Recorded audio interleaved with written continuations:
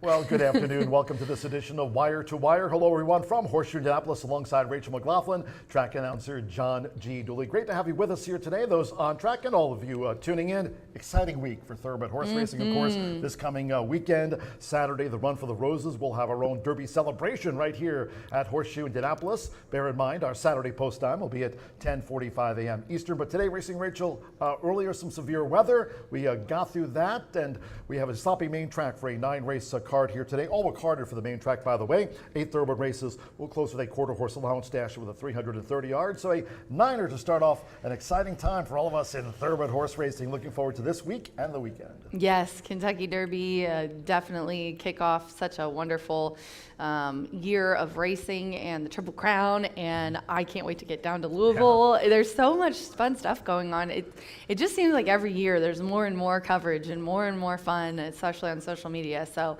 excited to get down there on Thursday and get started with Kentucky Derby. But yeah, I was talking to Louis on the Louisville ESPN radio this morning, and they're already down there, and I guess just the whole week of racing is always such a big event. So we're going to have a lot of fun here, though, but we'll talk to you a little bit about that later. We'll have Tuesday and Wednesday cards, no live racing Thursday, Friday, and be back at it on Saturday morning, of course, with an action-packed day this coming weekend.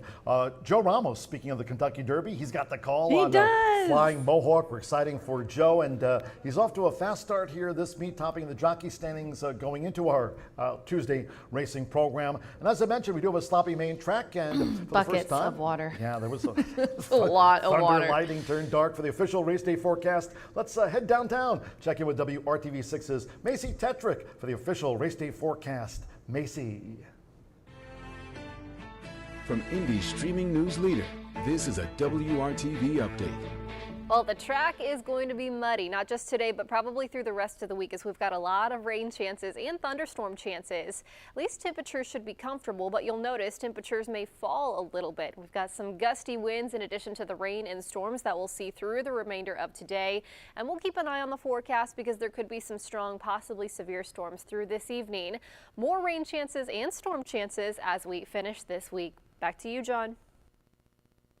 Macy, thank you very much. The official race day forecast. So looks soggy here through the mid part of the United States here, certainly in Indiana. You just saw the forecast from Macy Tetrick at WRTV6. Looks like some wet weather is going to also impact racing there at Churchill Downs under the Twin Spires with Thurby coming up, and of course Kentucky Oaks Friday.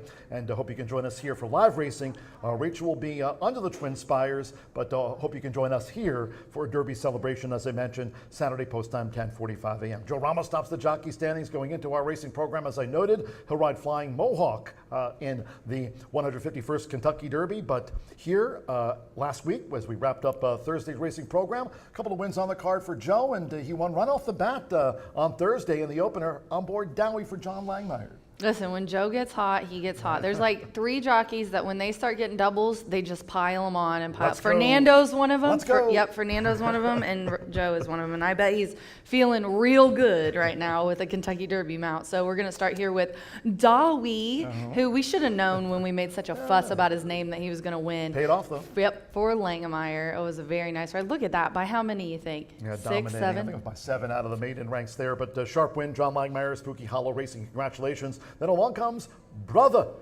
Kenny at 9-5, another winner for Joe Ramos on Thursday's card. Last race here at Horseshoe Indianapolis. This one for Billy Morey. Really nice win for Brother Kenny, who repelled that first-time starter, by the way. That was one of those Albaugh family newcomers, Brad Cox. But Globalist couldn't get past the brother. Man, I was like, first I thought he was going to switch leads real quick and end up getting a little closer, but pulled away there and beat him by a neck, and it was a really nice finish. And then we also, Sammy B had a double. Sammy B. He, the last four years, he's just consistently finished in the top 5. He started in race 7 for Aaron West with a win. Fantastic Vow, and just a really nice ride there. The 4. Is he on the outside or the gray? Yep. And just really working for it, and just showed up really there there at the wire, didn't he? Yeah, Jam and Justice was Rodney Hold away. Prescott trying to hold off the rest of the pack, but couldn't contain the gray Fantastic Val. A Fantastic Val victory here on Thursday's card. Pretty and sure that's Samuel what I had on Bermudez top. winning the 7th race of 9 here on Thursday. I was like, just get third, Rodney. And then he had a big old price, $23. Nice little price here for G-Force Jimmy, sorry. Yeah, this for Tony Cunningham. So Tony was, I think he took out that thoroughbred quarter horse double on Thursday's card. G-Force Jimmy had the late forced and got up in the final strides, just about a head or a neck, the margin of victory in that. G-Force Jimmy, $23.80 to win. Tony Cunningham capping off the double here on Thursday's card when we last raced here at the Shoe. We have had some really nice payouts and long shots these first couple weeks of the meet for sure. So keep your eye out for some long shots today. And then we want to welcome our Caesars media team. They came from Vegas from beautiful weather, and it's really not been. It's warm here at least. At least they're not freezing. But a couple of the guys, I guess, are from Indiana, so they know what the weather's like. But yeah, they're here to get some shots of racing for some commercials that Caesars is going to do for us. But going to get a little bit of slop today. If the Caesars team here doing that broadcast work is not taking video up here in the clubhouse and they're hungry, I know a place that's open and they're not taking I do credit too. cards. What a segue. You are such a professional. Damiana's. She's open. I shot some B-roll of them in the kitchen. It's right inside the family pavilion. Check her out. Her tacos, So I could good. eat them every single day, and I kind of do. When we're racing, they're really, really good. So go see Isabel at Damiana's. She runs the kitchen over there, the track kitchen, and the restaurant down there. There she is. I think, in fact, I think Jimmy McNerney had a couple of sunny side up I know. eggs on his plate. I saw that on Facebook, and I was like, dude, please put that on Twitter because that's hilarious. that. Her breakfast is so good. It's Looked like great. home cooking. It's so yummy. New contest. It's today. So we're kicking off Yes. 2025 with a new contest. Hope you enjoy it. We've been promoting it. I knew you and I Yeah. took to X since this weekend when Eric told us to do so. But we were going to do it anyway. But it's Road to the Champions Day. Of course, the big Indiana Champions Day coming here in the fall in October. This contest will run all the way through then. Road to Champions Day. You can visit the website at www.roadtochampionsday.com like so many have so far. Yeah, this is completely free, and there's $7,000 Free. at the end. So you have to go to the website. Did you say free? Yes, it's 100% free. Free. And it goes through Saturday, October 25th, so the end of October. Players compete daily with monthly winners of $500 beginning in May. So $500. beginning here today, you will accrue everything, and then beginning in May is when she's going to start keeping those monthly winners tallied, and then the grand prize features $7,000 spread across the top 6. I couldn't remember if it was 5 or 6, so it's the top 6 players plus 2 NHC seats, and you can stop by the first floor, Great and contest. we've printed it Free. all out. So it's kind of hard to get racing fans, like handicappers, onto new contests the first year. So, ooh, look, there's Schooling Sandman over there at Churchill. But yes, 123 Gaming, please sign up. It's free. I'm getting distracted. He's so pretty. Jose Ortiz. I think seriously, this is what I'm thinking already. You want to hear what I think You're about on Kentucky Sandman? Derby? I don't think I am, because he looks so good, and it always seems like the ones that look so good and make such sense the last 4 or 5 years. I mean, it used to be all favorites. The last 4 or 5 years, it just really hasn't been the case, has it? Tistastic chunk of gold. You're a Tistastic, aren't I you? always take that Louisiana route. Yeah, No you wonder do. why I'm still I don't waiting blame and you. I'm all $100. Yes, you are. When was the last time you picked him? It's a black gold or something in 1921. Derby celebration, by Last the way. year I bombed. Yeah, no, but it's great. I mean, you talk about the Kentucky Derby, no matter where you're Yeah. at, around Shelbyville, you're in downtown, Indianapolis, and you mentioned I the gave out Kentucky winners Derby. all day last year, all day for Oaks and Derby, or Oaks Day and Derby Day, and then the Derby came around, and I even told Dan Dockage that Mystic Dan Dockage. yes, yeah. the Dan angle, and my dad's name is Dan, and then I don't give it to everyone in the room. Rachel, What's up with you? gosh, it's a good thing I'm pretty. Silly. I will be checking in via text. I know message you to make will. sure, And getting closer to and post Eric time, and so. Chris are going to come Because see me lots on can Oaks change. Day, and Yeah. Colin and his sons are coming too. I'm really excited. Okay, let's move on. What else do we have going on today? And good cheer is 6 for 6 too, so I'm rooting for the Rachel Alexandra and Fairgrounds Oaks winner. Yes, there Like you to go. see that. We'll see though. I haven't even Of looked course, at the Oaks tough yet. launching Kentucky Oaks. Looking forward to. We'll have no live racing here on Friday. Then we back again with a Derby celebration. You saw that just a moment ago. Hat Speaking contest. of that, 10:45 a.m. Eastern will be our first race post time here. The first from Churchill, by the way, at 11 o'clock. So we're going to keep some spacing from Churchill Downs. We'll try to stay off other tracks. So hopefully we all can enjoy a big Derby Day celebration, watching and wager on all the action from across the country. Here, $3,000 mega bet giveaway, $1,000 Derby hat contest here. Yes, please wear your hats. Honestly, we've finally got everybody caught on. 100. Our first place prize is 400, 300 for second. Third is 150, fourth is 100, and then we're going to give 50 to the fifth place. So be sure to be here. And you also, there's like a little bonus that we have as well, that if you give us your email, so that we can email you good Derby, Indiana Derby, and Kentucky Derby info, we will give you, is it a $5? Yeah, $5 wagering voucher if you give us your email while supplies last. Several food trucks, Winnie's on Wheels, Dayton's Family Affair, Snowy, and Dirty Dough Cookies. Giveaways gonna and miss out on fun. that. Yep, and I'm going to make Jimmy Matt get in there in the winner's circle and do the giveaways, which is always hilarious. I think last year we got that amazing picture of him on the Equicizer that I printed and have framed in my office. Is Gino going to be here? Gino better be here. look I'm forward to sure that, he too. will. Call to the post. I'll make sure. Got to have that contest. So today, Road to the Derby contest, Road to the Champions Day Champions contest. Day. Because of course, Road to Louisville during the winter. Now we've got Road to Champions Day kicking off. RoadToChampionsDay.com. If you'd like to enter that contest, kicking off here today. But once we get into next month, and of course that's soon. That's this weekend for Saturday in May with the Kentucky Derby 151. We'll have no live racing on Sunday, and on Monday the return. Let's take a look at the contests for upcoming month of May. And every Monday it'll be Dooley's favorite graphic. Dooley's Legends. Always look forward to a lot of handicappers take part in that. Those of you on track and all of you tuning in on Mondays. Then another contest. Rachel mentioned it last week. So it's new in some regards with regard to the rules that you Yeah. and Tammy discussed. It's the Jockey Agent contest on Tuesdays. Yes, and we just tweaked it a little bit that you do have to each week enter your jockeys. So you can't just put 2 in the beginning and coast through. You have to actually do some handicapping and some changing of your picks. So be sure to join us on Tuesdays for Jocks Agent. That starts May 6th. What are Wednesdays? Wednesdays, I'm racing Rachel's Warriors, which has been the case for the last 12 years since I've been a here. dozen years? Yeah. Yep. I've only been here 4. Oh man, I've been here for way too long. A Joe. veteran of the shoe. I'm old now. Exactamundo on Thursdays, another popular contest with our horse players. And again, be sure to check out Road to Champions Day. That is starting on today and will run all the way through Indiana Champions Day in October. Hope you enjoy all these handicapping contests for you players coming up soon. In fact, this week here at Horseshoe Indianapolis, and for all of you tuning in online. Big sponsors to welcome in 2025, and of course some are back, talking about Brown-Forman, breed development.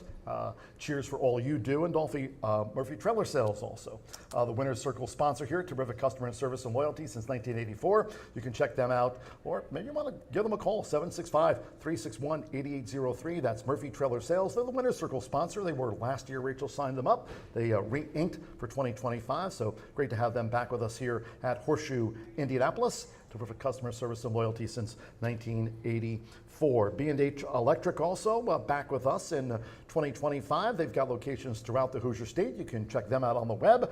So bh-electric.com. So where you're signing up for www.roadtochampionsday.com, why not just click over to bh-electric.com. B&H Electric, great to have that sponsor back with us here again. And Hubler Ford, and I moved the Wow, trucks, look guys, so you guys can see them better. They got nice and clean today. Yeah, show us those trucks out there. They look great. Location. I opened the sunroof. They opened the sunroof? Both of them have, the entire top is a giant moonroof. Oh, Like that's the whole okay. top Okay. of both of the trucks. I was thinking about that. I didn't Ranger. open it. I mean, yeah. Oh, look see. at that. Gorgeous. Now that is a shot, Tim DeWitt. That is the shot. That's right a great there. shot. Hubler Ford, great to have them as a sponsor with us here in 2025, racing at Horseshoe Indianapolis. Follow us on social media. We'd love to hear from all of you. I mentioned just a short while, an hour or so ago, that day just turned to dark and updated the track edition to beautiful now. sloppy. So it pays to follow us on X for that up-to-the-minute information on social media. That's right. You can follow me at John G. Dooley, Racing Rachel at Racing Rachel M, on IG at Racing Rachel M. Martha Clausen, she'll be along later today on the live broadcast talking about that quarter horse allowance dash with 330 yards with a sloppy track, and right now a slight crosswind. And also Brian Aragoni will be along next at Mr. B Analyst on social media if you'd like to check out Brian on X. So exciting week again in thoroughbred racing. We've got cards today and tomorrow here at Horseshoe Indianapolis for us. Then of course it's Thurby, Kentucky Oaks Friday, all in the run up to the 151st Kentucky Derby. So exciting times. Yes, it's exciting Coming week. into May. Can't wait.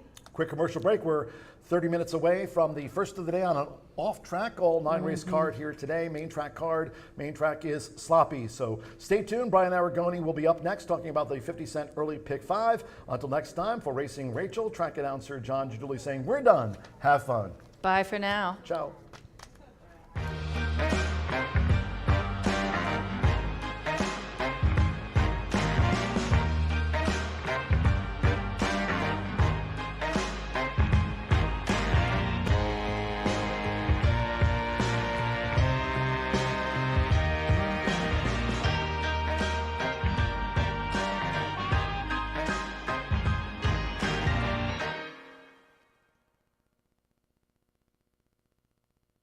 It's back. Vacation at home sale at Family Leisure. Family Leisure has the largest selection of in-stock patio furniture at guaranteed lowest prices. Chat height to bar height and everything in between. Check out our selection of pergolas, pavilions, and other shade solutions. Make a splash this summer with a new swimming pool from America's largest pool dealer. Outdoor kitchens. Buy from stock or design your own. Melt away stress. We've got plenty of spas and swim spas priced to move. Vacation at home sale going on now at Family Leisure.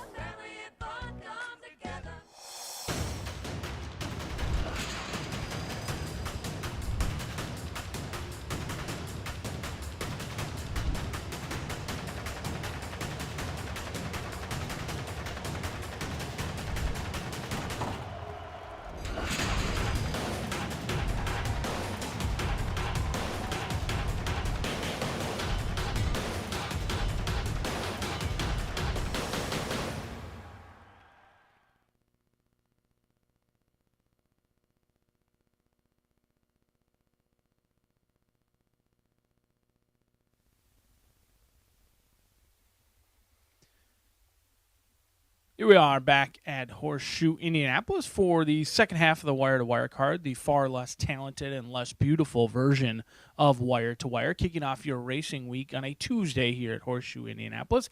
I'd love to report that it's beautiful weather, but unfortunately we've got overcast skies and a sloppy racetrack. We'll be on that sloppy racetrack throughout what I believe the remainder of the card. It's not one of those days where I think it's going to dry out. Now, it certainly may be a drying out track, but I'm not sure we'll ever get too fast on this Tuesday. But 27 minutes away from the opening pick 5, 11.99% takeout pick 5, the lowest in the entire nation, something we are very proud and thankful for. And this early pick 5 has an opportunity to potentially pay $40 for 50 cents or thousands of dollars, because I do think we're going to have a ton of odds-on favorites in the first 5 races. Now, many people, when they think, oh, it's chalky, yes and no. If the chalk plays out how it looks on paper, then it certainly is. But those are the days you might want to take an opportunity to throw out some chalk. You can play a reasonable price ticket and potentially bring home a lot of money. When everyone's piling onto one bandwagon, you usually want to take the other Uber if it's available. And we'll see if we can't do that today. 3-year-old state-bred maidens kicking off the card. We're going to have a heavily backed favorite in here, rightfully so, in Midnight State of Mind at 6-5. This horse is 0 for 9. 3 second-place finishes and is winless on a wet track as well. So we're going to try and beat Midnight State of Mind. Absolutely recognize that the 5 is strictly the horse to beat. There is nothing truly negative to say about Midnight State of Mind, but I'm going to just try and go a different direction in here. If the 5 wins, I'm going to be diving back into that $1 pick 4. Mi Sargento is a horse that took some wagering action at 7-1 off the long layoff for Tony Duran, Fernando de la Cruz. 6 wins already this season. He gets the mount after Deshaun Parker fell off just a couple weeks ago. Mi Sargento has plenty of upside and does have a good workout after things didn't go as planned on April 15th. Came back with a 47 workout, 4th best at 22. I think Mi Sargento has upside, along with Work Release, who could be any sort. Didn't show much at maiden special weight level over at Mahoney Valley. Does get class relief today. And then Tani Como, Jose Payo gets Alberto Burgos. Maybe start number 20, the lucky one. Certainly gets in with their friends today. We'll see if Tani Como can blow up that tote board. 20-1 morning line. Currently right now 7-2. So midnight state of mind, strictly the horse to beat, but for me, a horse to play against, at least in the horizontals. 2, 6, and 7. If the 5 does win, we'll be diving back into the $1 ultra popular pick 4 in here. 15% takeout, very player friendly takeout in that pick 4 as well. And again, we're going to have another favorite. Take a stand or single, whichever you choose. I would not recommend if you're going to use multiple horses, including the favorite, Cupid's Runaway. These are decisions you have to make, whether you're going to single, try and get some prices elsewhere, or you're going to try and beat this horse. And I think Cupid's Runaway has done nothing wrong. The 5-year-old is a win machine, even took on Open Company last time out. However, will the horse come back as strong as they did here at first asking? It was a long drive for Luis Contreras and Cupid's Runaway, but showed that this 5-year-old simply loves to win. Now 9 for 11, an incredible run that this horse has been on, is looking to make it 7 wins in a row, and that's why I'm not going to settle for 1 to 5 in here. We're going to try and get a little bit creative, maybe a little bit stupid, take your pick, but 2, 3, and 6 for me.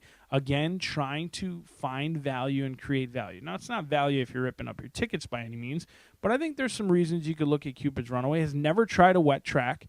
On a sloppy track today at 1 to 5, that's a question mark for me. And then coming back in off a 2 weeks rest, that's somewhat of an unknown. This horse was well spaced last year, didn't really fire back on 2 weeks rest very often. Did so in October, but not often last year. So again, very similar to the opening race. Cupid's Runaway, strictly the horse to beat, but for me, not the horse to bet, and one that you are going to want to try and beat if you're playing in those horizontals. Race number 3 here will be the single.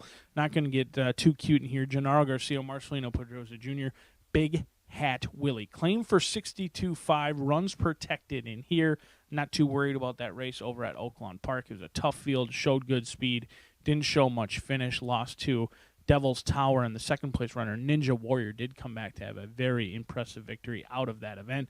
This is what Gennaro does. Claims horses elsewhere, brings them to Horseshoe Indianapolis, and collects his paycheck when it's all said and done. I expect that to be the case for Big Hat Willie. Well, we will try and beat 2 favorites in the opening 2 races. We will single the favorite in the 3rd race. In the 4th race, maybe the most competitive betting event of the day, scratch number 2, Tabloid City, really opens it up in this 4th race. I'm looking at potentially 2 long shots in here, Thundering Heart and No Rematch. No Rematch made a huge middle move last race while doing so wide, looked like they may be the winner, and then had absolutely nothing left in the stretch. But maybe this horse has just always wanted to go a route of ground, didn't like the turf, didn't like the synthetic. I'm making excuses for a $5,000 maiden claimer, but does get the blinkers on today. And then there's upside with Thundering Heart, only defeated in 2 starts. Hasn't been seen since the winter over at Turfway Park for Gennaro Garcia, as a studio looks for win number 2 in start number 92. It is coming, and hopefully it will come in the 4th race,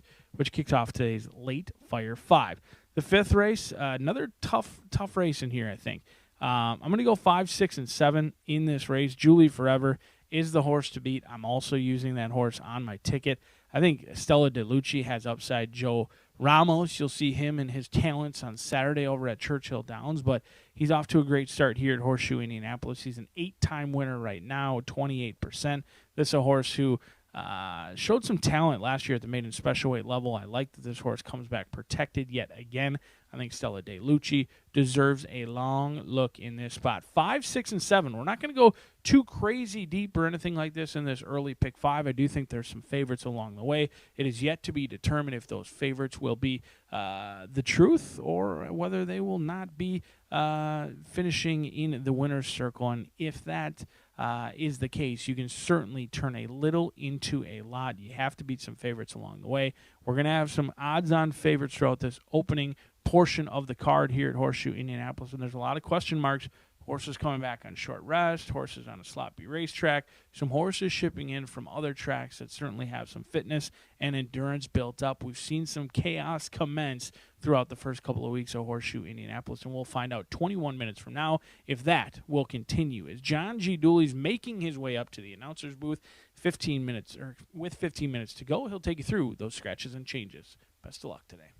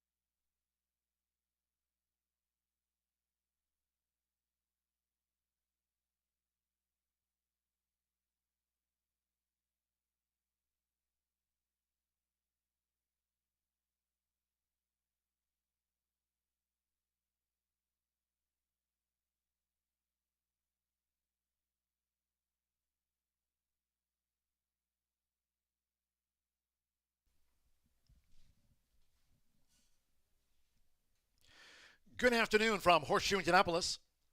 Hello now from the broadcast booth. Great to have you with us today. Track announcer John G. Dooley. Clouds around, temperatures through the 70s. All main track hard. Main track is sloppy after the heavy noon thunderstorms. Sloppy main track.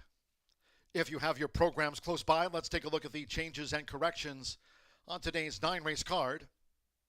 In the maiden sprint opener, no scratches. Number 6, work release, a jockey change to Mitchell Murrell. Mitchell Murrell will ride number 6, work release.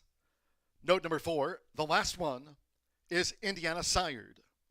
Add the Indiana sired symbol to your program for number 4, the last one in the maiden sprint. Race 2 starts the $1 early pick 4.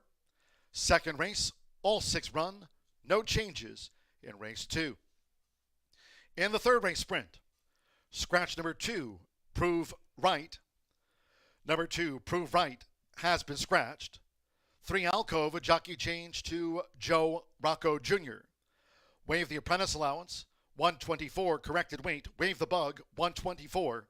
Joe Rocco Jr. rides number 3, Alcove. The fourth race starts the 50-cent late pick 5. Maiden Mile, number 2, Tabloid City, has been scratched. Scratch number 2, Tabloid City. Race 5 maiden sprint, start of the Itoba, $1 late pick 4. And in the fifth race, due at 4:14, there are no changes. Following the maiden, race 6. And in the sixth race, note number 7, Amazing Mike, will debut as a gelding. First time gelding, number 7, Amazing Mike, in the maiden. In the 7th race, here a maiden 3-year-old sprint, all 10 run, no changes in race 7.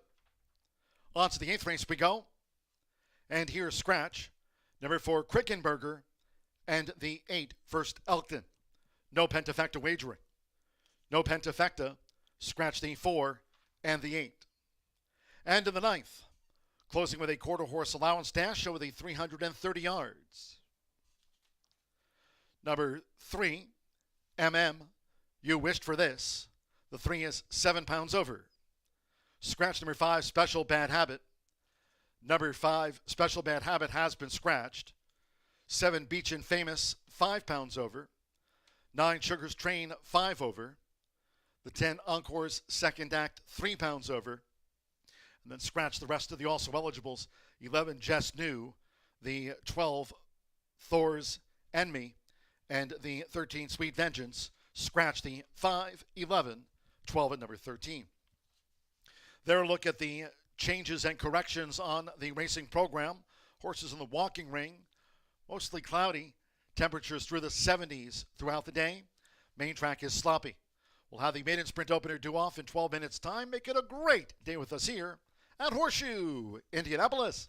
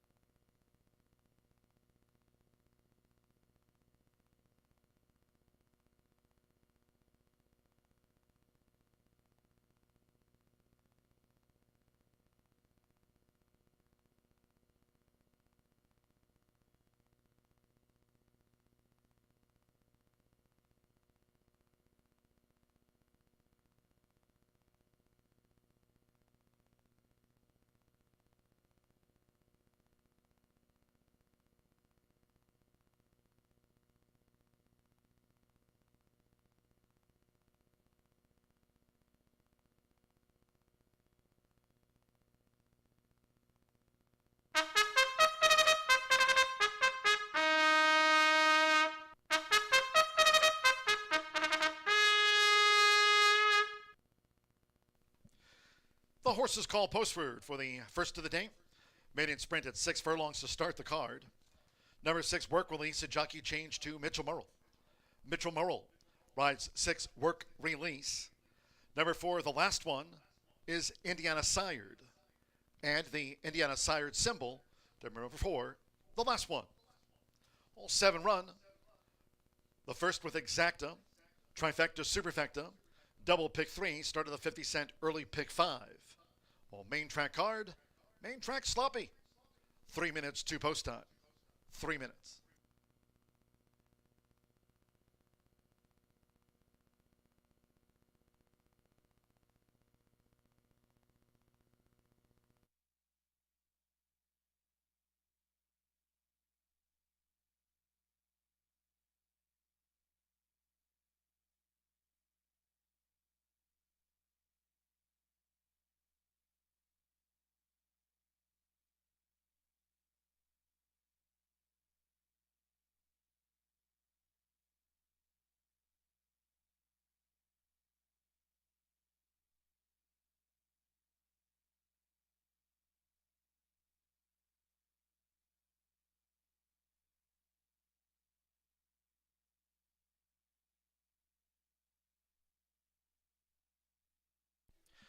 Post time in 2 minutes.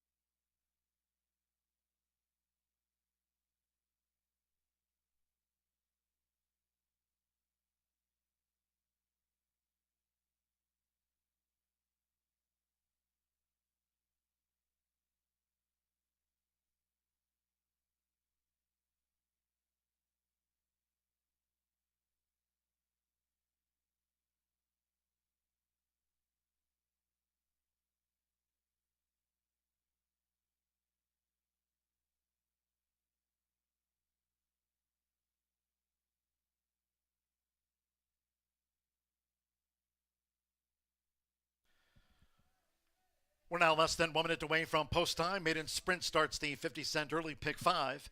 Sloppy track. Less than 1 minute.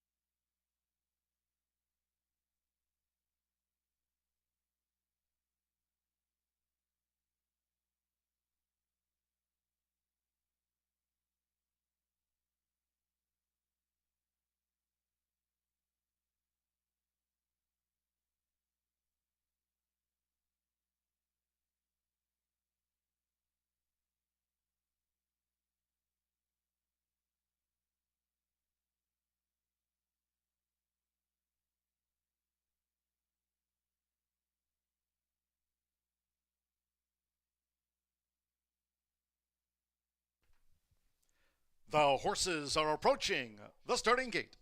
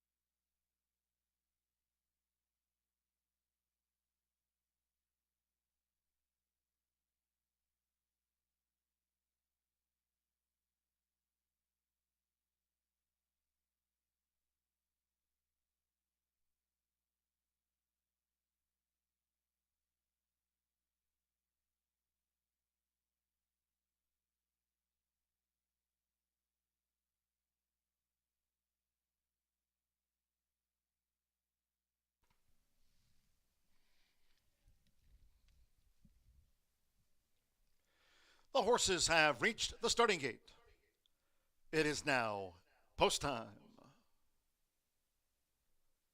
They're going in. Joe Ramos with Page Perfect.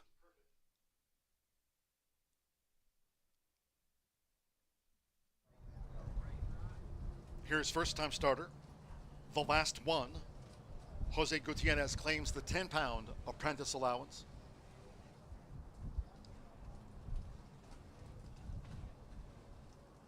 $10-1 odds on the last one. Midnight State of Mind, 3-5 favorite. 7-2 on Work Release, and 7-1 Page Perfect was the first maiden loaded.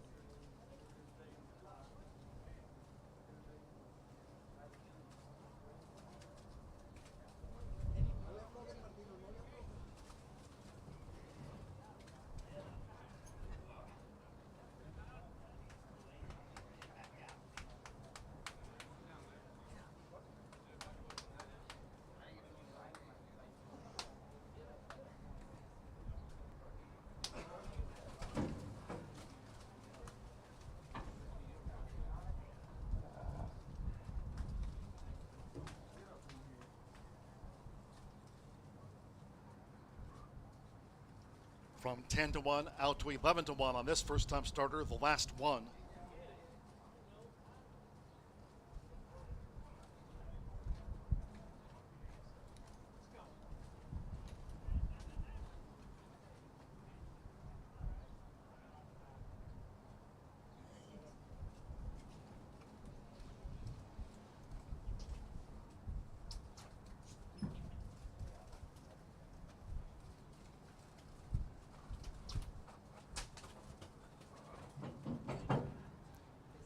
So now the last one has joined Page Perfect. Sammy Ramirez, Midnight State of Mind coming up. 3-5, the first favorite, Midnight State of Mind. Fernando Letter Cruz with me, Sargento. Going in.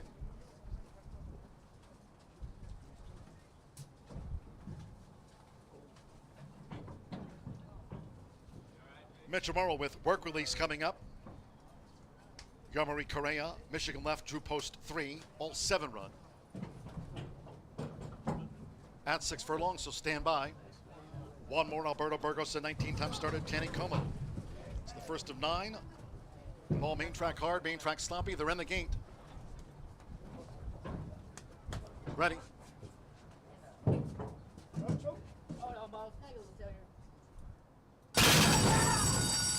Away and running at Horseshoe Indianapolis, and Work Release fires out for Mitchell Murrell.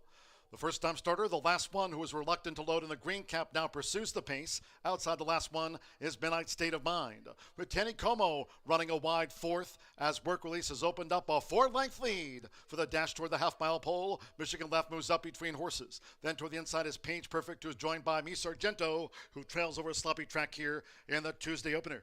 They make their way toward the far turn, aiming for Work Release, who takes them through a quarter in 22.40 seconds. Around the far turn, it's Work Release as Midnight State of Mind is coming with a bid now for Samuel Bermudez. On the outside is Tanny Como running in third. It's a break of 8 more to Me Sargento, who strains away in fourth. Then the last one, Michigan Left and Page Perfect on the far outside. As these maidens come for home with the rail, Work Release leads to a half mile in just over 46 seconds. But here's Midnight State of Mind, who's now taking the lead from Work Release with 1 furlong to go. Tanny Como, Page Perfect rallies on toward the inside, and then comes Me Sargento back in fifth with Samuel Bermudez. It's Midnight State of Mind in the slop. Midnight State of Mind won by 4 from Work Release. Page Perfect was third, and Me Sargento finished fourth.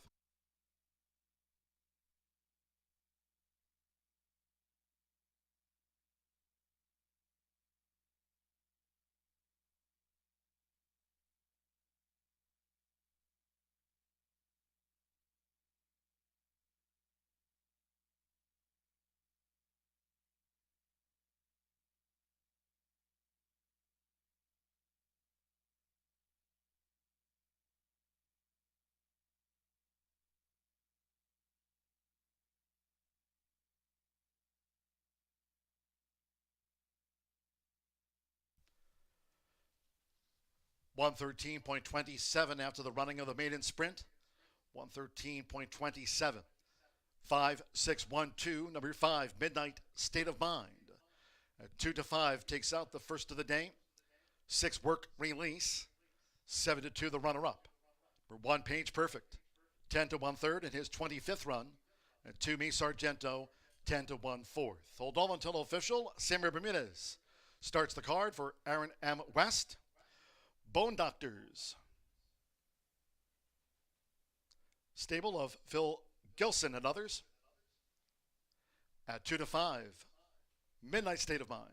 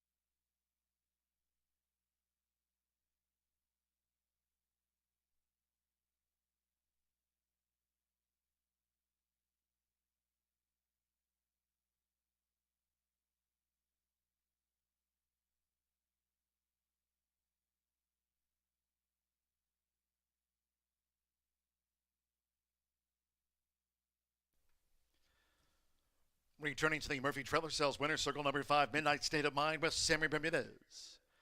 Midnight State of Mind is a 4-year-old dark bay or brown gelding, bred in Indiana by Misawish, and of Higher Logic by High Fly. Aaron M. West trains for Phil Gilson and others. Bone Doctors Stable. Horseshoe Indianapolis congratulates the winning connections of Midnight State of Mind, Race 1 official.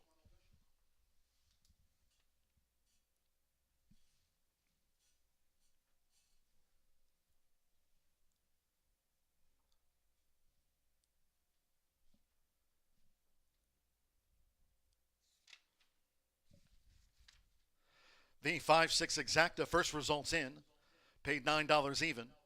50-cent trifecta, 5-6-1, $5.60. With Me Sargento fourth in the maiden.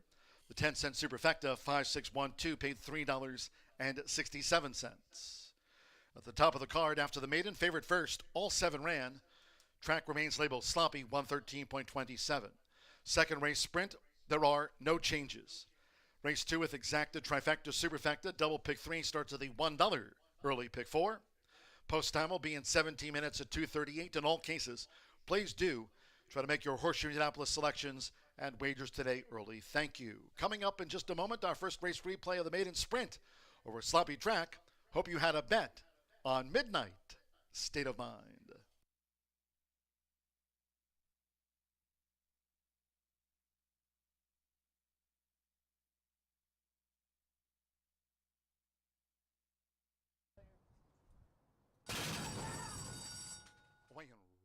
running at Horseshoe Indianapolis, and work release fires out for Mitchell Murrell. The first-time starter, the last one, who was reluctant to load in the green cap, now pursues the pace. Outside the last one is Midnight State of Mind, with Tanny Como running a wide fourth as work release has opened up a 4-length lead for the dash toward the half-mile pole. Michigan left moves up between horses. Then toward the inside is Paige Perfect, who is joined by Mi Sargento, who trails over a sloppy track here in the Tuesday opener.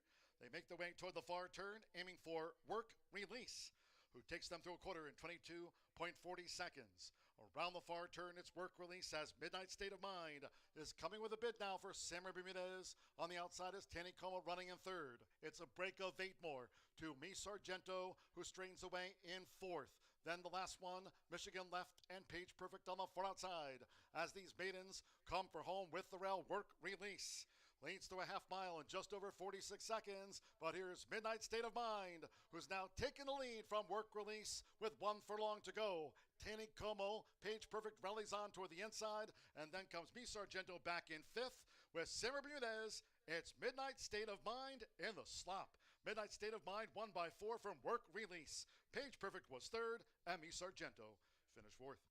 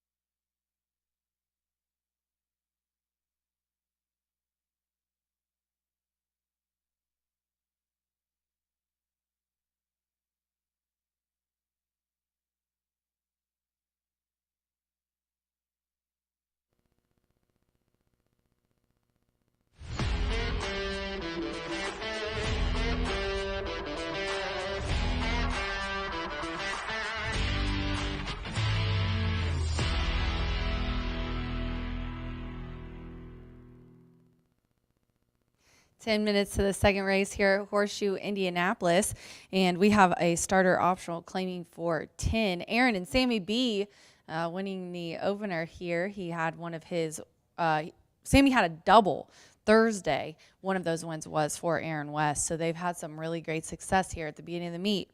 Jot that down. 3-year-old and up starter optional claiming for 10. This is a 6-horse field. All the money on the 5. I just sat down and told AV I kind of want to switch it to 3-5, but I'm not going to. Never change your bet, Rachel, because Cupid's Runaways never ran on the slop, and Cielo Azul does like an off-going. So, however, you really can't compete with 6 in a row wins for this 5-year-old gelding. Louis Contreras is aboard for Randy Klopp. I said earlier when I was talking to Louis Rabot on the Louisville ESPN radio that I thought maybe if it rained that Klopp might scratch Cupid's Runaway, but not the case. He looks really good coming out of the winter, had a little bit of time off. He's 9-11 life. And look at these speed figures in this class and in allowance ranks. He's put up an 80. We're going all the way back to August of last year. 80, 84, 87, 82. 79. I mean, he just really is impressive. So, I mean, I get why everybody's on him at 2-5, but I'm just gonna be interested to see what he's gonna do with the slap thrown in his face. I mean, he's 5 years old. It's not like it hasn't happened before, but during a race, it has not. Let's go to the 3, Cielo Azul. 10-1 right now. Oscar Villarreal, very talented jockey, is up for Tim Eggleston. This is an 8-year-old gelding. And his wet dirt stats are what jumped off to me. He's got 2 of his wins have been on the slop and a second. He's returning to dirt. He tried Turfway. He did not like the poly. And Tim's got him now. If you look back last year in this class, going sprinting, he was just right there all the time. He ran up against Cupid's Runaway. Do you want to dance? We're in those races. He got bumped a couple times, still finished second by half a length with Fernando up. Just really a guy who tries really hard. Last year he ran 7 times. 5 of those finishes were second or better, and 4 of them were second place finishes. He just was so close each time. Just couldn't get it done. So expect him to be right there. Put him in my exacta spot. And then I'll go to the 2, 11-1 right now on the tote board. Do you want to dance? I just mentioned who's been running against this group plenty of times. This 5-year-old gelding gets Cesar Orantes aboard for Edward Roggenkamp. This one hasn't ran on slop either. Is going down in class. Finished out in an allowance last year, but if you look back to when he was in a very similar group, won by 10, won another win and a third, had a really, really good end of the year. I think he was finally kind of in form there in the fall. And, he just kind of ran out of time, and then they kind of put him in an allowance there at the end to try to get him one more start, and I understand why. But, yeah, he just kept getting beat by Cupid's Runaway. So that's who I'm going to go with on top at 1-5. Cupid's Runaway, Cielo Azul, and Do You Want to Dance are my selections, which actually matches the DRF time form numbers, as they do have their pace projection numbers and the finish as 5-3-2. We're 6 minutes to post. Look at that. Look at that. Starter optional claimer. This one has a nice race rating of 95. And you see there in the early pace, the 5. I mean, you just can't go against his numbers. Cupid's Runaway. Thanks to DRF for that wonderful information. We're 6 minutes to post. Good luck.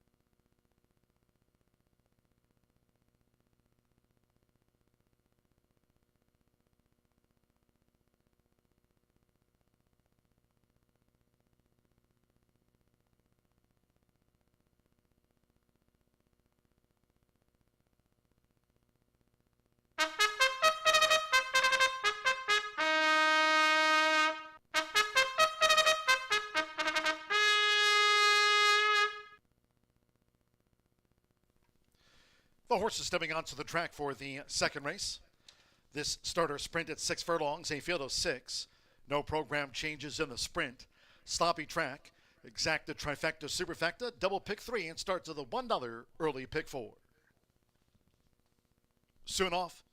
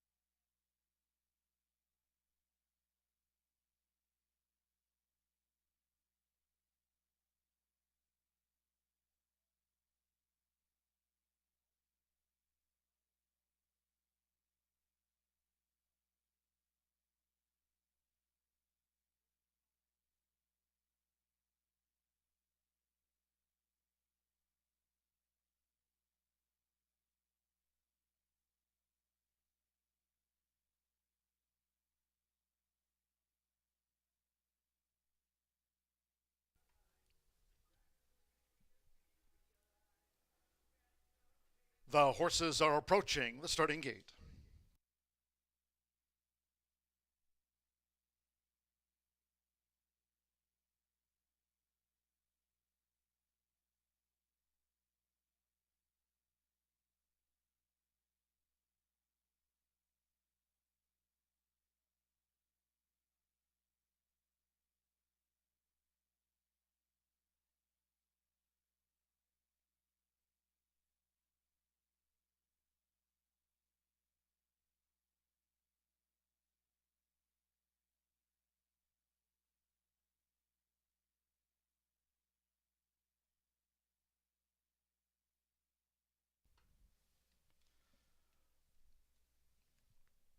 The horses have reached the starting gate. It is now post time, loading in front of starter Ray Kuick. Riding Prescott with Hova. Now, Do You Want to Dance? Cesar Orantes claims the 10-pound apprentice allowance, has 3 career wins. Oscar Villarreal with Cielo Azul. Jose Gutierrez. Load 'em up Justice. Now Cupid's Runaway, 2-5 favorite. Luis Contreras for Randy Klopp. At 6 furlongs, one more. Marcelino Pedrosa Jr., Doro's Wish. Remains a sloppy track here at Horseshoe Indianapolis for the seconds of the day. They're in the gate. And they're off.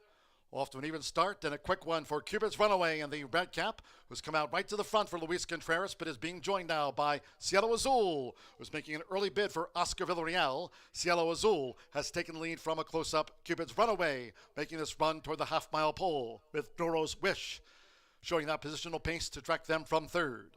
Then toward the inside, Do You Want to Dance with Load 'em Up Justice and beaten for speed after a couple of furlongs. Hova trails the Sextet with 39 wins between them and through an opening quarter in 22.44 seconds. 3 furlongs to go for Cielo Azul, who just leads the 1-5 favorite Cupid's Runaway, who's now on even terms with Cielo Azul coming toward the quarter pole. And Doro's Wish is right there in the 3-path now with a bid. Do You Want to Dance in the orange cap with the rail? Then Load 'em Up Justice and Hova has trailed. Heads are turned for home. Doro's Wish coming with a sweep. The half mile in 46.01 seconds. It is Doro's Wish, Cupid's Runaway, battling Cielo Azul. Do You Want to Dance toward the inside with Load 'em Up Justice? They come past the 16th. It is Cupid's Runaway on the outside. Doro's Wish for Marcelino Pedrosa Jr. Doro's Wish narrowly over Cupid's Runaway, the 1-2.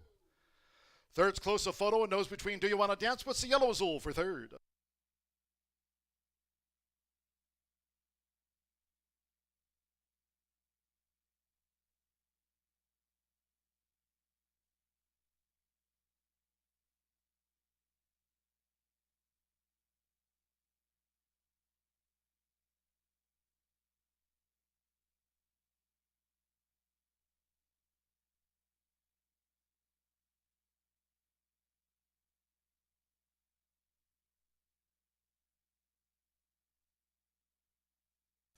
.111.63 after the starter sprint. 111.63. 6, 5, and then that show photo on the bob. 6, Doro's Wish. 7-1 first. 5, Cupid's Runaway. At 1-5, the runner-up today. Third's up to the judges. Photo for third. Please hold all tickets until official. Marcelino Pedrosa Jr. Doro's Wish is now a 7-time winner.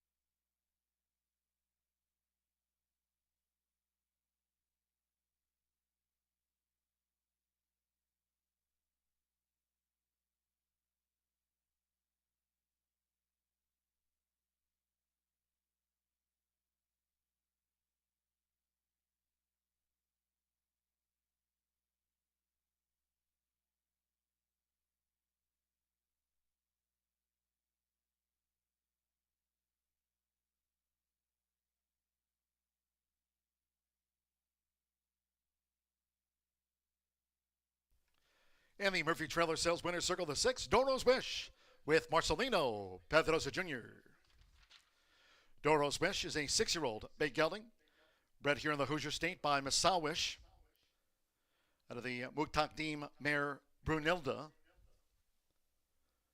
Quamajo Galindo Torres trains for Joshua Galindo.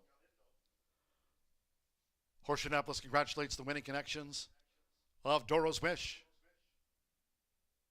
7-1 on the 7-time winner.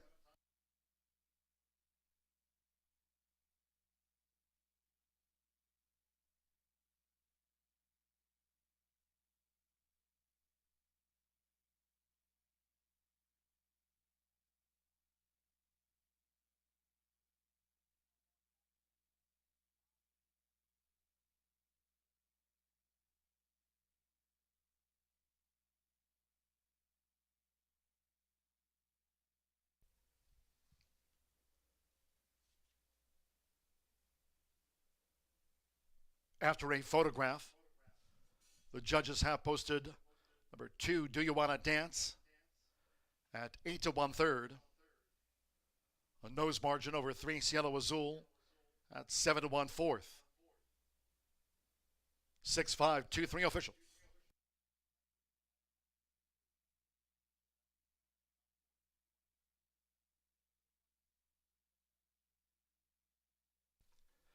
The 6-5 exacta paid $28.40.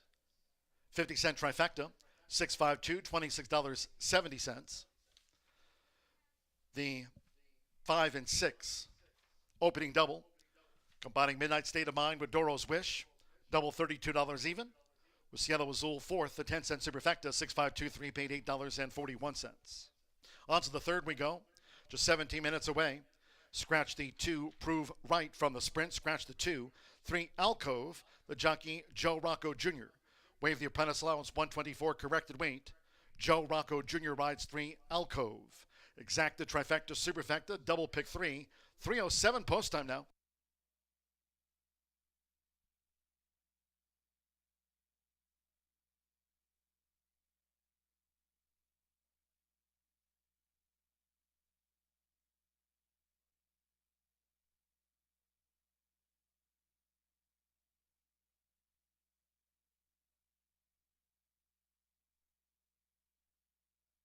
Of the day, they're in the gate. And they're off. Off to an even start, and a quick one for Cupid's Runaway and the red cap, who's come out right to the front for Luis Contreras, but is being joined now by Cielo Azul, who's making an early bid for Oscar Villarreal. Cielo Azul has taken the lead from a close-up Cupid's Runaway, making this run toward the half-mile pole with Doro's Wish, showing that positional pace to track them from third. Then toward the inside, Do You Wanna Dance with Load 'Em Up Justice and beaten for speed after a couple of furlongs. Hova trails the Sextet with 39 wins between them and through an opening quarter in 22.44 seconds. 3 furlongs to go for Cielo Azul, who just leads the 1-5 favorite Cupid's Runaway, who's now on even terms with Cielo Azul coming toward the quarter pole. And Doro's Wish is right there in the 3 path now with a bid. Do You Wanna Dance in the orange cap with the rail? Then Load 'Em Up Justice and Hova has trailed. Heads are turned for home. Doro's Wish coming with a sweep. The half mile in 46.01 seconds. It is Doro's Wish, Cupid's Runaway, battling Cielo Azul. Do You Wanna Dance toward the inside with Load 'Em Up Justice? They come past the 16th. It is Cupid's Runaway on the outside. Doro's Wish for Marcelino Pedrosa Jr. Doro's Wish narrowly over Cupid's Runaway, the 1-2. Third's close a photo and nose between Do You Wanna Dance with the day they're in the game.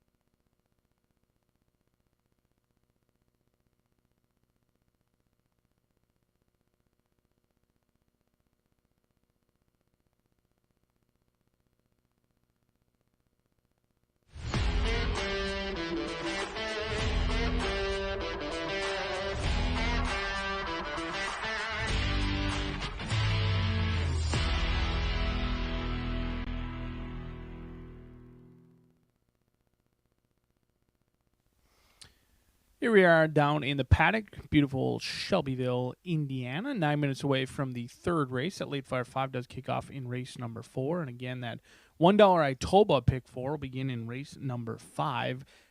Through the first 4 races, I think we're going to have odds-on favorites. So far, one favorite came home to score very impressively in the opener.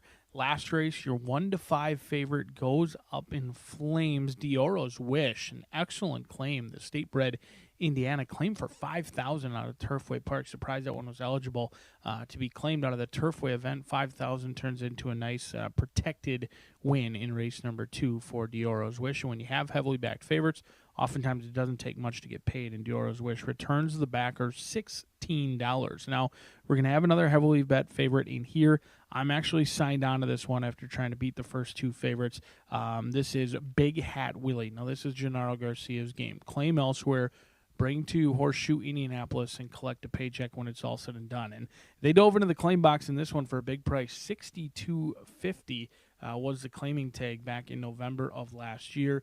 Got a good race in at the starter allowance level, January 23rd. Those starter allowances at Hot Springs running for a big purse. I believe it's upwards of like 120, 130,000 over there for their allowances.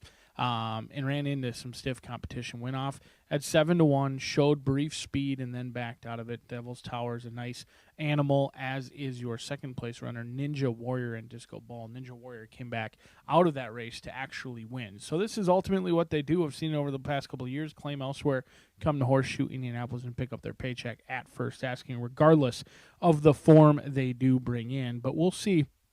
Gennaro Garcia has his hands full trying to improve off of Peter Miller and David Jacobson. They've got very good programs over there that those 2 trainers use, so always difficult to upgrade off of Mr. Miller and Jacobson. We'll see if Gennaro Garcia can do it at first asking for Big Hat Willie, but they have to deal with the David Jacobson trainee, and here's Swift As I Am, hoping to not be beat by his old trainee in here. A 4-time winner, winless in the last 2 years, looking to break that streak today as David Jacobson takes over the training duties from Tanner Tracy.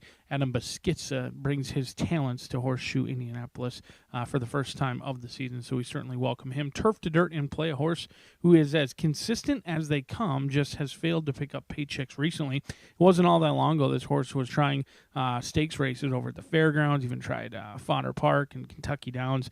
Has predominantly been on turf as well as dirt, but has never won on a wet surface. We're currently wet fast today as the track is drying out. The sun has blessed us here in Shelbyville, and the track quickly drying out today.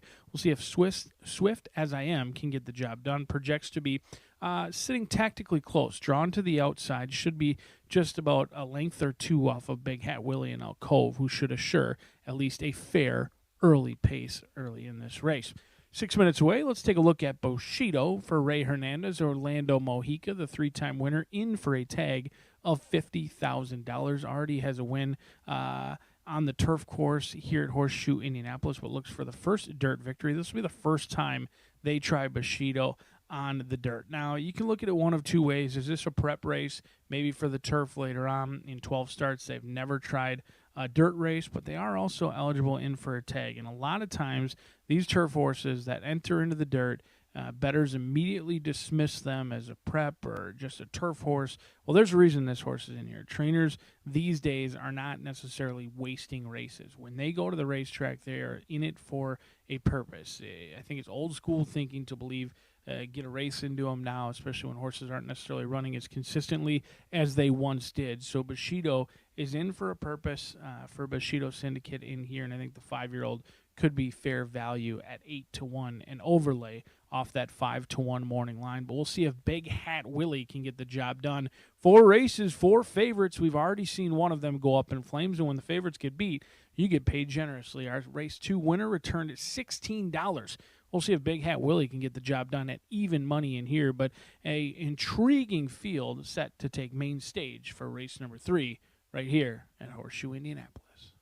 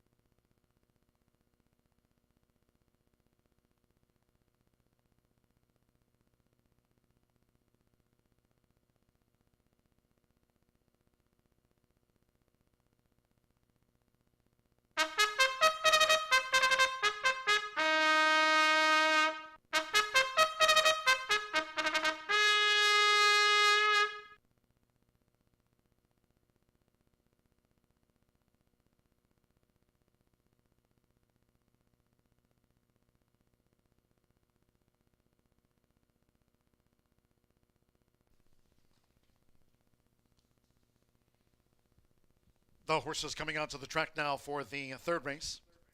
This race at 5.5 furlongs, scratch 2, Prove Right. Scratch the 2. 3, Alcove, the jockey Joe Rocco Jr. Waive the apprentice allowance. 124 corrected weight there. Joe Rocco Jr. is on 3, Alcove. The track condition here at Horseshoe Indianapolis now changed from sloppy to wet fast in advance of race 3. Less than 2 minutes.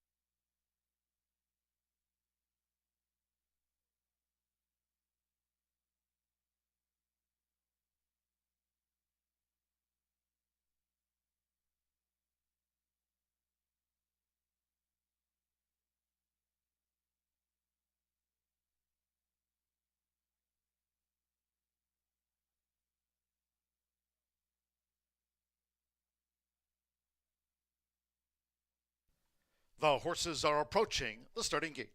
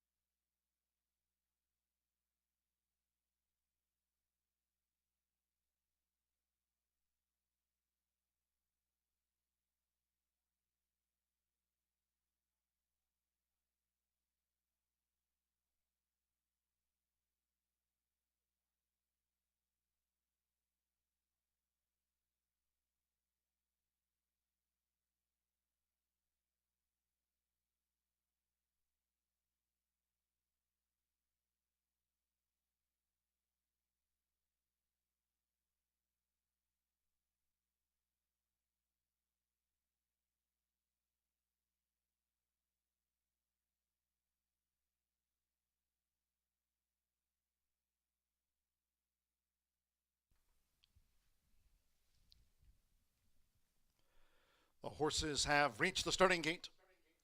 It is now post time. Loading Alberto Burgos, Commander Storm first in. Joe Rocco Jr. Alcove. The last out winner here. Alcove has joined Commander Storm. Orlando Mexico with Bushido. Big Hat Willie. Marcelino Pedrosa Jr. riding for a double. Midnight State of Mind and Doro's Wish, our first two sprint winners. A couple of them back. Joe Ramos with Field Day. Six-time winner, Field Day. And 5.5 furlongs, one more. Adam Beschizza with Swift as I Am. Main track now labeled Wet Fast. They're in the gate. And they're off. Sharp start for Bushido. Nearest the inside is Alcove with the red cap. Field Day has come out running in third from Big Cat Willie with the rail Commander Storm. And after a furlong and a half, Swift as I Am has dropped back to last. It's Alcove, who's taken a short lead from the inside for Joe Rocco Jr. Bushido is right there with the black cap. Field Day, Commander Storm, Big Cat Willie looking to gain now. They have just over 3 furlongs to go. And 6 more lengths back to Swift as I Am, who remains last of the 6. The quarter wet fast now, 21.81 seconds. Speeding toward the quarter pole. Bushido tackles Alcove toward the inside, who tries to respond to Bushido's move, who just leans for Orlando Mexico. Bushido spins them in. It's a short lead. Toward the inside is Alcove with Big Hat Willie now looking to thread through. Big Hat Willie's bid is toward the inside. Bushido 1 furlong away. Big Hat Willie continues to come full on. Then Field Day Alcove was dropped back. Commander Storm is late on the scene with Orlando Mexico and the rail. It's Bushido. Bushido bounds home by a length and a half to Commander Storm. Big Hat Willie was third. Field Day back and forth.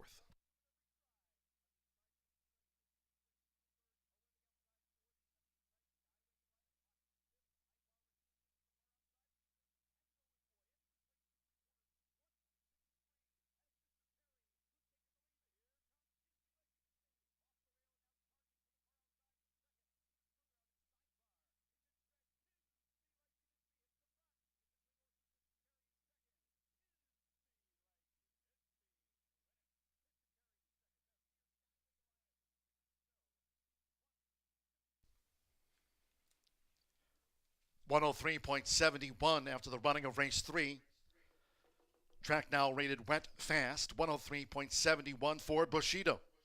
8-1 first. The judges taking a look at a photo before posting the second, third, and then the fourth after the sprint. First Samurai, 5-year-old. Orlando Mexico for Ray Hernandez. 8-1 on Bushido.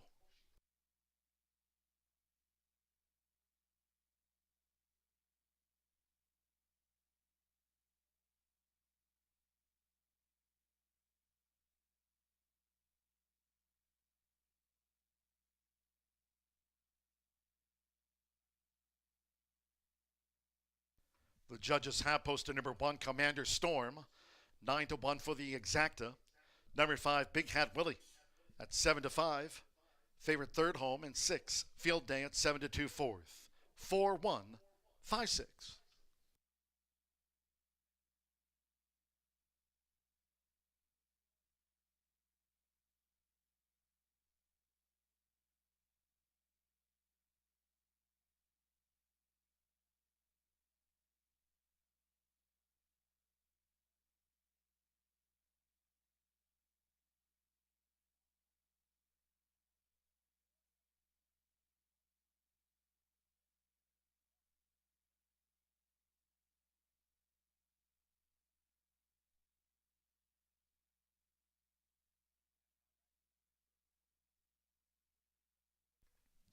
And the Murphy Trailer Sales winner, circle the 4, Bushido with Orlando Mexico. Bushido is a 5-year-old chestnut gelding by First Samurai at a Burma Road by Street Boss. The Kentucky bred is trained by Ray Hernandez for Susie Shoemaker's Bushido Syndicate LLC. Horseshoe Indianapolis congratulates the winning connections. Bushido was 8-1.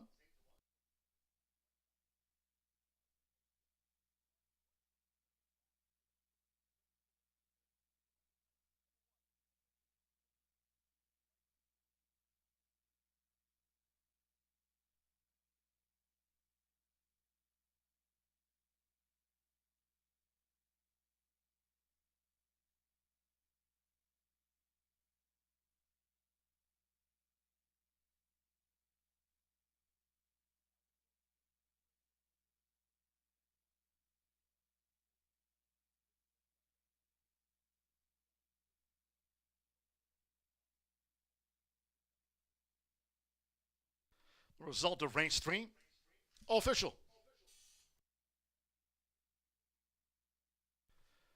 The 4-1 exacta, $115.60. 50-cent trifecta, 4-1-5, return $99.85. 6-4 double, $174.60. First pick 3 on the card. All sprints, 5 with the 6 with Bushido the 4. 50-cent pick 3, paid $60.35. With field day 4th, the 10-cent superfecta, 4-1-5-6, paid $64.32. And our featured sprint of the day, favorite third, 6 ran. 2 was a non-starter, 103.71, went fast. And the 4th of today's 9, the maiden over the mile, scratch 2 Tabloid City, scratch the 2. Exacta trifecta superfecta, double pick 3 starts at the 50-cent, late pick 5, post time 18 minutes away at 3:35.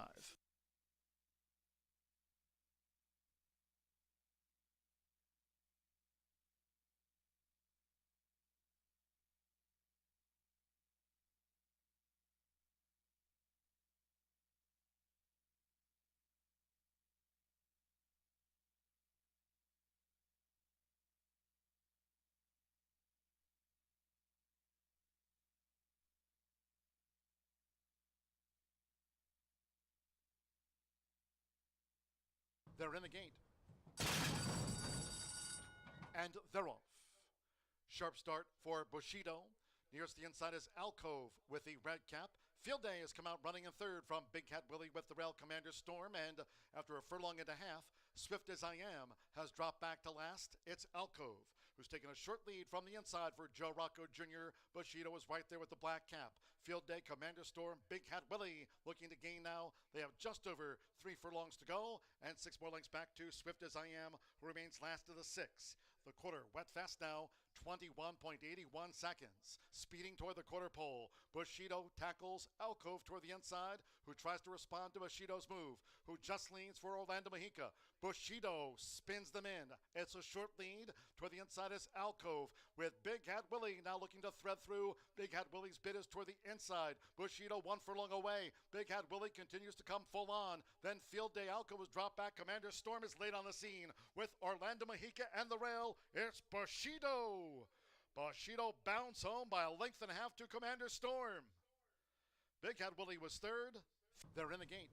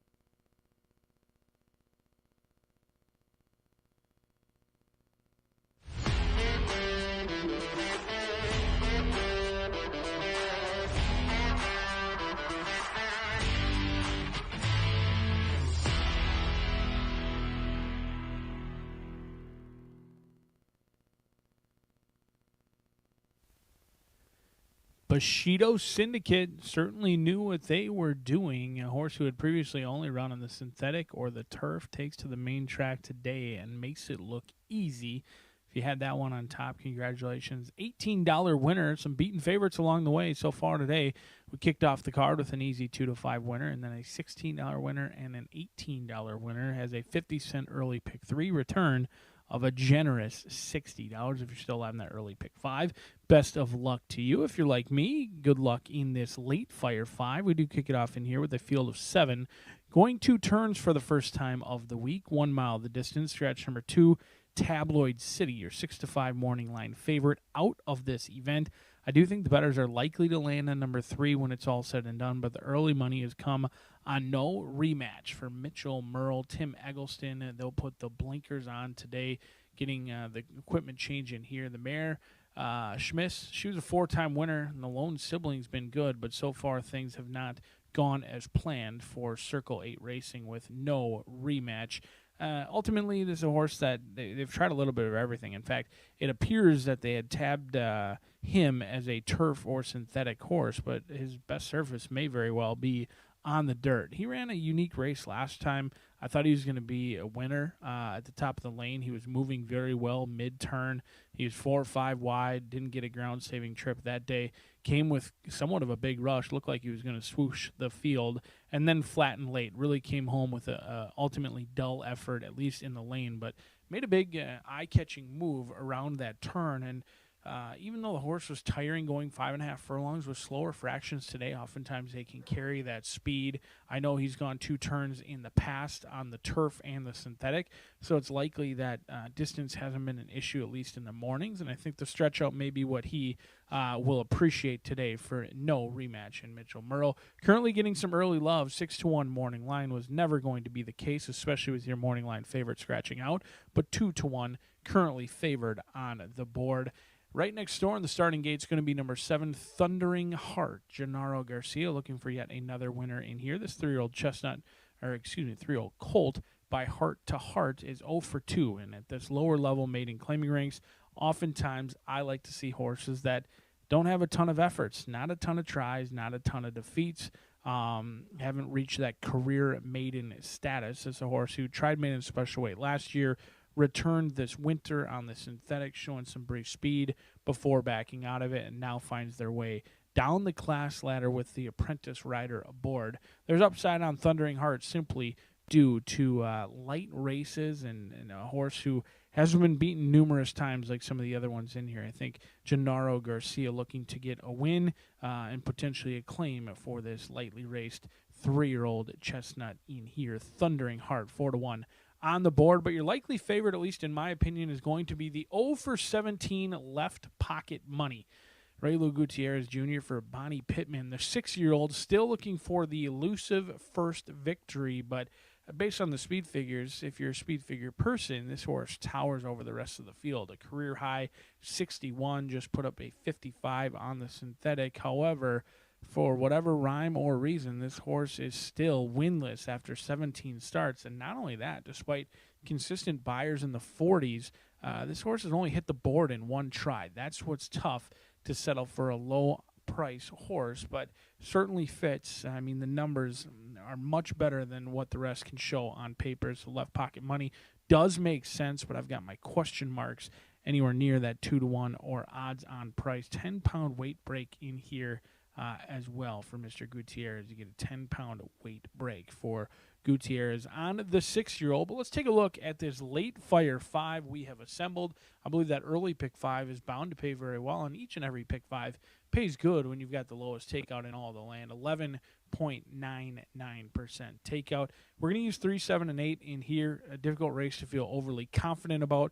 Race number 5. Not going to use necessarily who you might suspect. 5-1 and 15-1 in Mabel Sue Jolene and Stella DeLuce, along with the outside runner as well. But that's a race that you could potentially get some separation. Abra Abra's 2-1 on the board, not going to be on the ticket.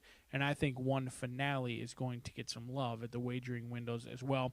The best betting opportunity of the day is the maiden special weight event. My strongest opinion is to play against Sir Xander. CJ Hernandez coming in for 1 lone mount. Dallas Stewart has only sent 1 to Horseshoe Indianapolis. This horse has been training for 2 years, has about 18 workouts, gets Lasix for the first time today, has been putting up fast workouts. But from what I was fortunate to see in those works, there's a reason why this horse has a ton of workouts. Looks a little bit immature, maybe somewhat of an awkward mover, kind of hangs on that left lead a little bit, and has been training at the fairgrounds, Churchill. I know it's an Indiana bred, so it makes sense why they're debuting here, but Sir Xander is one that I'm strictly going to try and beat in the 6th race. We're going to get chalky near the back end, maiden special weight. We're going to single your inside runner Woodaz. I like this horse a lot better. At 14-1 last time out, ran huge behind Galpin Sunday. Though that time came back very quick, 104.47, broke sharp. Going to have to settle for a low price today, but I'm not going to try and beat that one or get too creative. And then in the last race, Little Gin and Clash, strictly the horse to beat, but does have 5 second-place finishes. I'm sure the connections are excited to not see Safi Joseph in here yet again, because Little Gin and Class has been unable to avoid Safi the last couple of races, whether they went to Churchill or Keeneland. They ran into a Safi runner each and every time and doesn't get one today, but don't miss out. Could be an overlooked sort in here who's a perfect 5 for 5 in the money and comes in fresh. It's late fire 5 time. The rider's getting the leg up. 7 will go to the gate. 1 will return victorious, and I am hopeful it is you.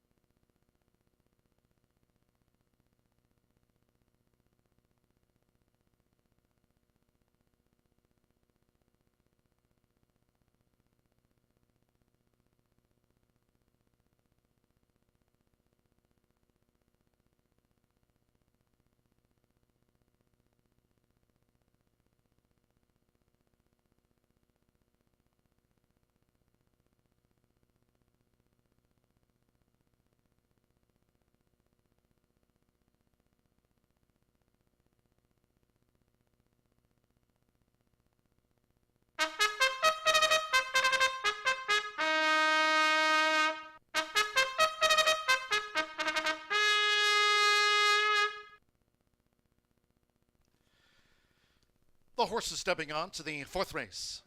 Track for the mile. Race 4 here, track wet fast, a field of 7. Scratch from the maiden mile, the 2 Tabloid City, scratch number 2 from the race card. Exacta, Trifecta, Superfecta. Maiden mile starts another rolling double, pick 3, and the 50-cent early pick 5 starts here. On main track card, 2 minutes.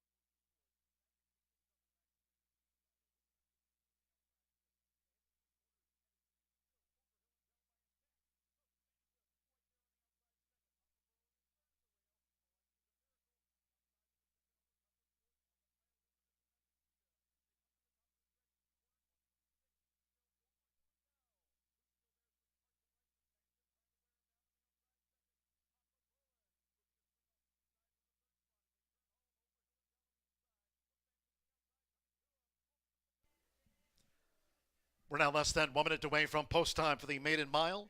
Starts the 50-cent late pick 5. Track wet fast. Less than 1 minute.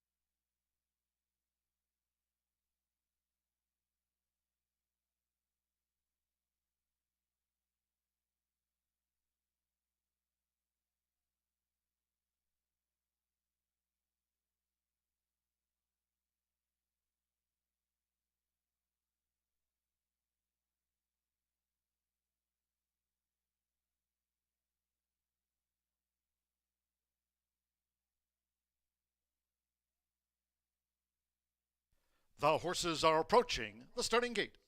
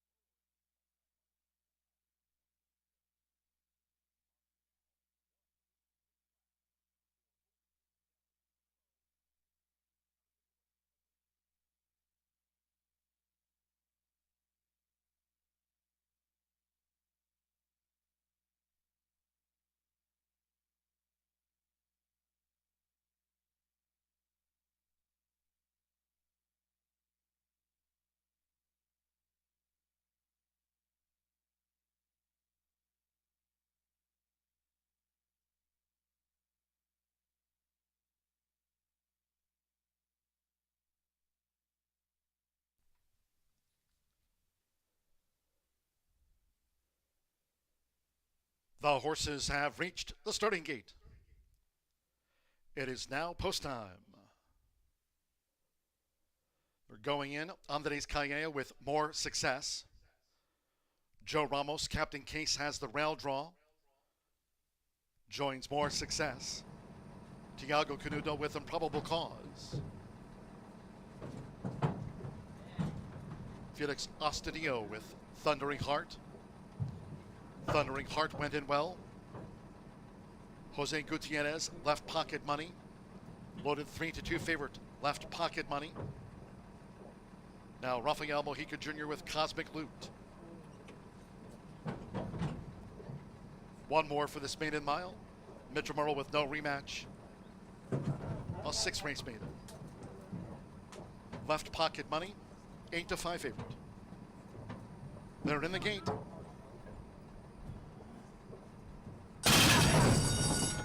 They're off. More success, broke sharp. Improbable cause with the red cap. Thundering Heart with an early move. And on the outside, no rematch as they bank into the first turn. It's more success. So with Andres Calleja, more success to the early lead at the 6.5 with Thundering Heart right there second on the outside. No rematch is now in third as these leaders go to the back of the track, and Cosmic Loot tucked in toward the rail running fourth close up. Then comes Left Pocket Money and the red blinkers between horses, with Improbable Cause racing on the far outside, making this backstretch run, and Captain Case trails. The first 2 of 8 furlongs in 24.53 seconds. More Success just leads the mile. It's a short lead for More Success. Thundering Heart is right there for Felix Ostadio. No rematch in the 3 path, and Left Pocket Money is keen on the outside now, and here's Left Pocket Money who starts a bid, but is fanned wide. To the inside is Cosmic Loot right there, still handy. Improbable Cause second to last, and the trail remains Captain Case. Half mile in 48.54 seconds. Around the far turn they go. And it's No Rematch who's going for it now with Mitchell Merrill. No Rematch. And right there, Thundering Heart, who's matching strides. Coming toward the quarter pole, head to head. More Success needs to re-rally. Improbable Cause straightens away in 4th. Left Pocket Money 5th. Still some work to do. Left Pocket Money on the extreme outside. Captain Case and Cosmic Loot is tailed off. 3/4 in 1 minute 14.18 seconds. A furlong away. It is Thundering Heart battling between horses to a very narrow advantage. No Rematch trying hard on the outside. Improbable Cause and More Success. It's Thundering Heart and Felix Ostadio. Thundering Heart out to the maiden ranks by 3/4 of a length. Kept No Rematch at bay. Improbable Cause 3rd. More Success finished 4th.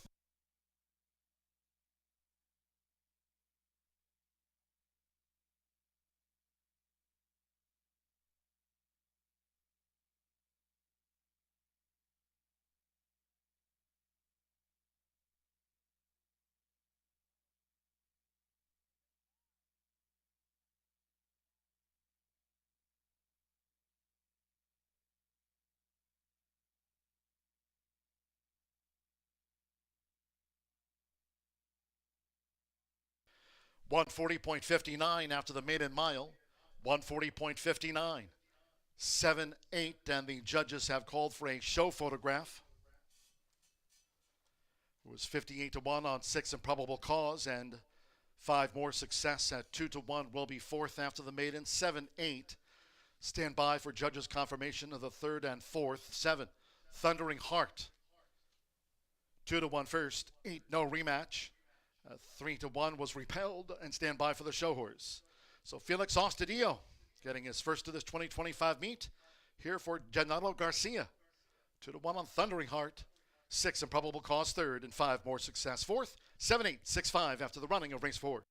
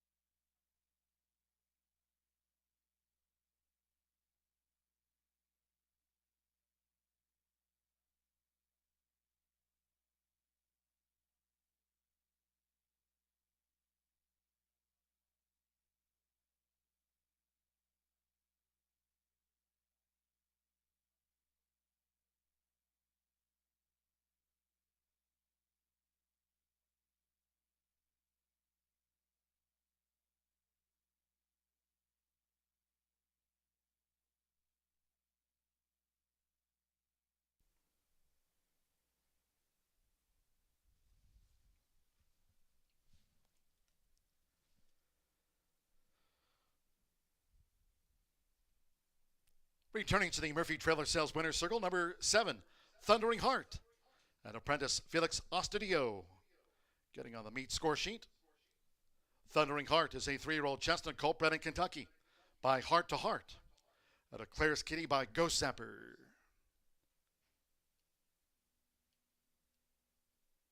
It's official. The winner trained by Gennaro Garcia for owners Brian Dick Wesley and Terry Hamilton in the white with a blue star. Horseshoe Indianapolis congratulates the winning connections. Thundering Heart out to the maiden ranks.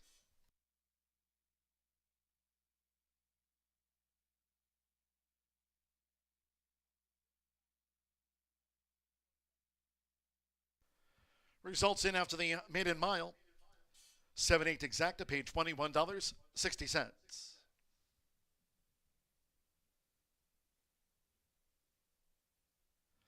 The 50-cent pick 3 on races 2, 3, and 4.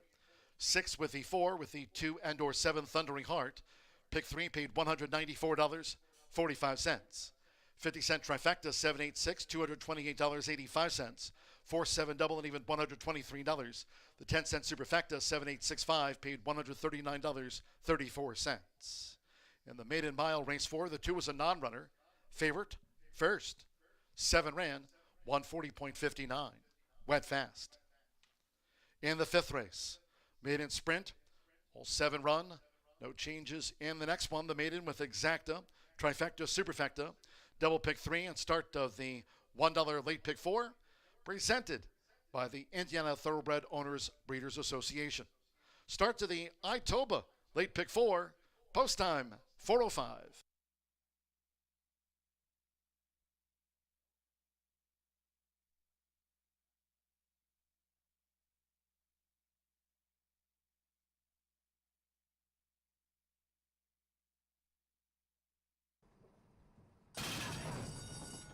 Therwolf. More success broke sharp. Improbable cause with the red cap. Thundering Heart with an early move. And on the outside, no rematch as they bank into the first turn. It's more success. So with Andres Calleja, more success to the early lead at the 6.5 with Thundering Heart right there second on the outside. No rematch is now in third as these leaders go to the back of the track, and Cosmic Loot tucked in toward the rail running fourth close up. Then comes Left Pocket Money and the red blinkers between horses with Improbable Cause racing on the far outside, making this backstretch run, and Captain Case trails. The first 2 of 8 furlongs in 24.53 seconds. More Success just leads the mile. It's a short lead for More Success. Thundering Heart is right there for Felix Astudillo. No rematch in the 3 path, and Left Pocket Money is keen on the outside now, and here's Left Pocket Money who starts a bid, but is fanned wide. To the inside is Cosmic Loot right there, still handy. Improbable Cause second to last, and the trailer remains Captain Case. Half mile in 48.54 seconds. Around the far turn they go, and it's No Rematch who's going for it now with Mitchell Murrell. No Rematch. And right there, Thundering Heart, who's matching strides, coming toward the quarter pole, head to head. More Success needs to re-rally. Improbable Cause strains away in 4th. Left Pocket Money 5th, still some work to do. Left Pocket Money on the extreme outside. Captain Case and Cosmic Loot is tailed off.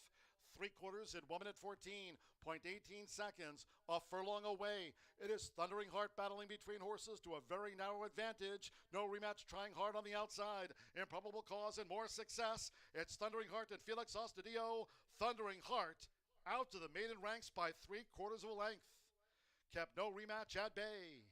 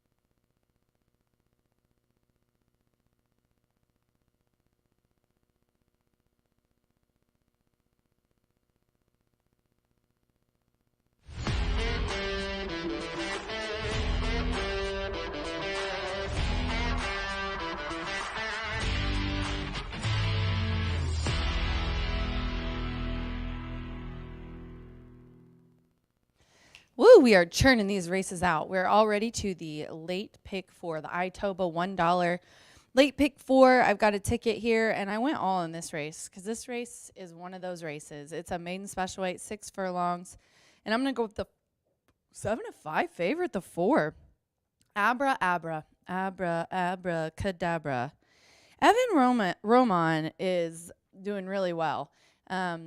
He's had 10 starts, 3 wins, 2 seconds. A couple of them have been for Tiana. I thought this was so interesting. Tiana is 20% when she's the beaten favorite, which was the case last time. And he was routing. It was his last out of 2024. I think going back to sprint is going to be key for him because if you go back, he had a couple of seconds at a mile. But if you go back through all these these past performances, he also has a little bit of form. And plus, it's the beginning of the meet. Let's start him out, get him a couple races at a sprint distance, get her a couple races sprint distance, and we'll see what she does from there and maybe move her to 2 turns later is probably what Tiana's going to do. Tiana has bred, she owns, and trains this 5-year-old mare. I'm going to go next to the rail at 5-1, One Finale. This is also first out. These are Indiana bred, so almost all of them except one. It's their first out of 2025. Cesar Orontes is aboard this 4-year-old filly who is trained by Roggenkamp. Second versus similar, routed last time at the end of the meet, and is going back to a sprint distance. 2 of the 3 second-place finishes that this one has been on wet dirt, and we're wet fast right now. Definitely noted that. And then in the interest of getting to a little bit to my pick 4 ticket, Stella de Luce. Ramos is up, and he's in fuego. He's had 9 starts, 3 wins, a third, and a double Thursday as well. And he's riding in the Kentucky Derby. So proud of Ramos. Jose Caraces is the trainer. This one ran in April and May, and then has been off for a year. Not really sure what that is about, but this 4-year-old filly by Reddy's Image is, I think, moved barns, had some good time off, and hopefully will come back and do well. But Ramos, he's in fuego right now. My ticket is a $42 play. I've got all in that leg. Let's talk about the 6 just really quick. I went 1-6 in there. Our guy Max, these are Indiana bred maidens as well, sprinting. Finished the meet with a couple of nice seconds and a third, including one on the slop. Couple of nice works going into this race. The 6, Henry the Hank. Andre was aboard for Jonathan Nance. He was second versus similar. And had 2 starts that did not get off very well. Bobbled and kind of went in. And then in the next race, the 7th, I went 1-5-10. This is a 3-year-old maiden. There's first time, second time starters in here. I feel like you could probably close your eyes and throw a dart at the board. But 1 first time gelding angle for Wadaz. Felix just won the last race, so he's got a good chance at a double today, I think. He rode the last race for Gennaro as well, and he trains the 1 in race 7. Put up a 76 second versus similar. 5, Inis Free Lad. Evan Roman for John Horan. I love when John names these Irish things. 3-year-old colt. Take Charge Indy is 20% with 3-year-olds that are first-time starters. Very key. And the dam has 1 winner from 2 starters. Evan's hot as well. And then the 10, Bourbon Curiosity. Andre aboard from Miguel Silva, first-time Lasix as well. And then I rounded out with a single of the 7, Lil Jen in class. 11 of 13 in the money. Kind of loves being second, but I think with this group, no one really can touch those speed figures that he's got. I'd do 7-5 if you had a little bit more money, maybe throw the 5 in there, because if he ends up beating him, that'll be a pretty good payout. And then my long shot in that race, 20-1, the rail in the 8th signature day. That's a $42 ticket for the Itoba late pick 4, ladies and gentlemen. We're just 4 minutes to race 5 here at Horseshoe Indianapolis. Get your tickets in early. Good luck.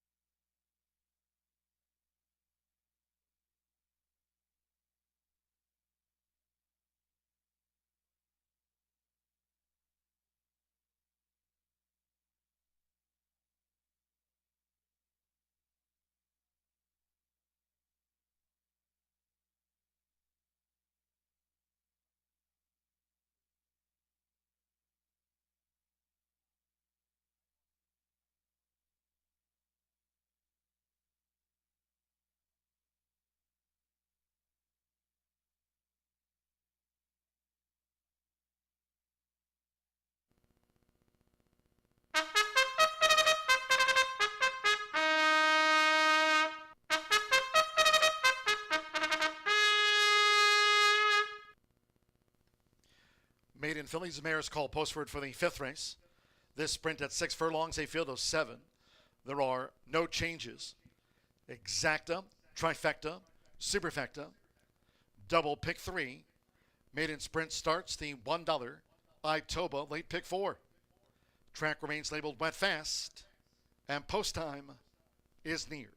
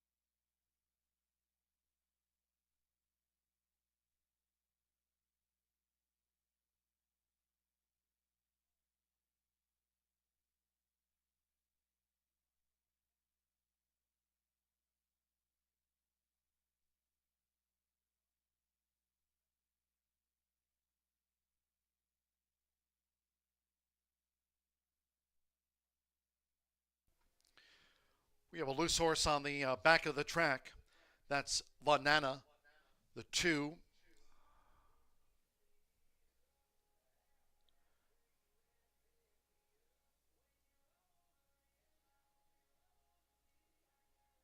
Now, we've just had a scary incident on the back of the track as La Nana unseated jockey Santo Sanjor. Now, Santo is up to his feet. La Nana being tended to by staff here over on the first turn near the 6 furlong start. That was La Nana. And again, Santo is up to his feet. Stand by for status on La Nana.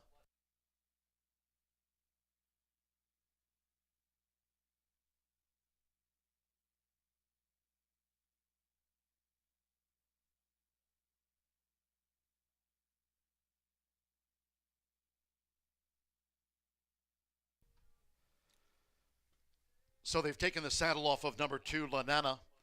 Will be a late scratch here from this maiden distaff sprint on the 2. The saddles come off La Nana.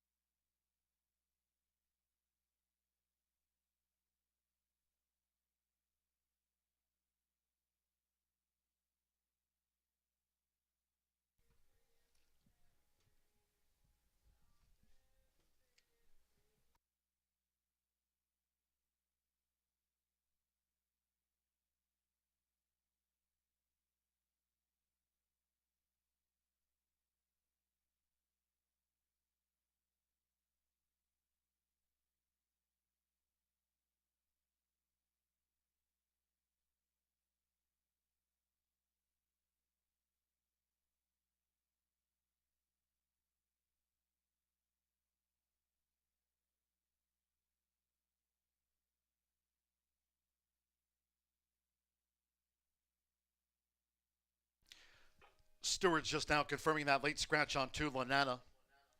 Late scratch here from the maiden. All wagers on 2, Lanana refunds. The horses are approaching the starting gate. There will be a 7-2 consolation double. 7-2 consolation double. Those using 2, Lanana in a multi-race wager. Those wagers now transferred to the post-time favorite here for the maiden sprint. Scratch number 2, Lanana.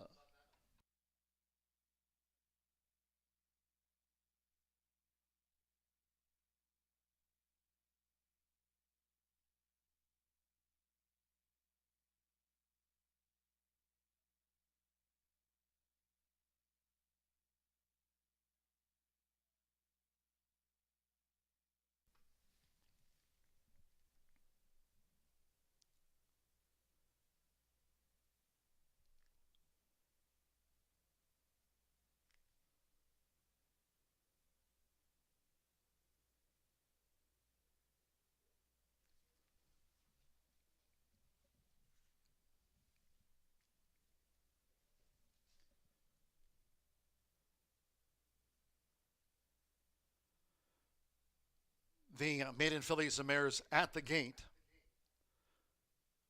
Loading starts. Apprentice Cesar Orantes with 1 finale.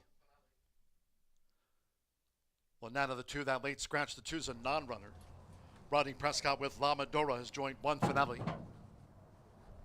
Evan Roman with Abra Abra coming up to the gate.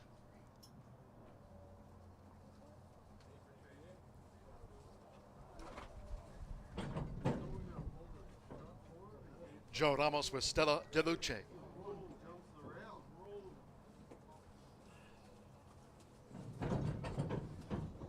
Couple of back. Yarmarie Correa with Mabel Sue Jolene.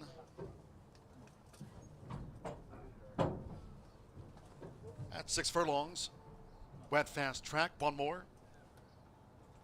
2-1 favorite Julie Forever. Arcelio Flacco for Shauna Martin. Here comes the 5th. All in.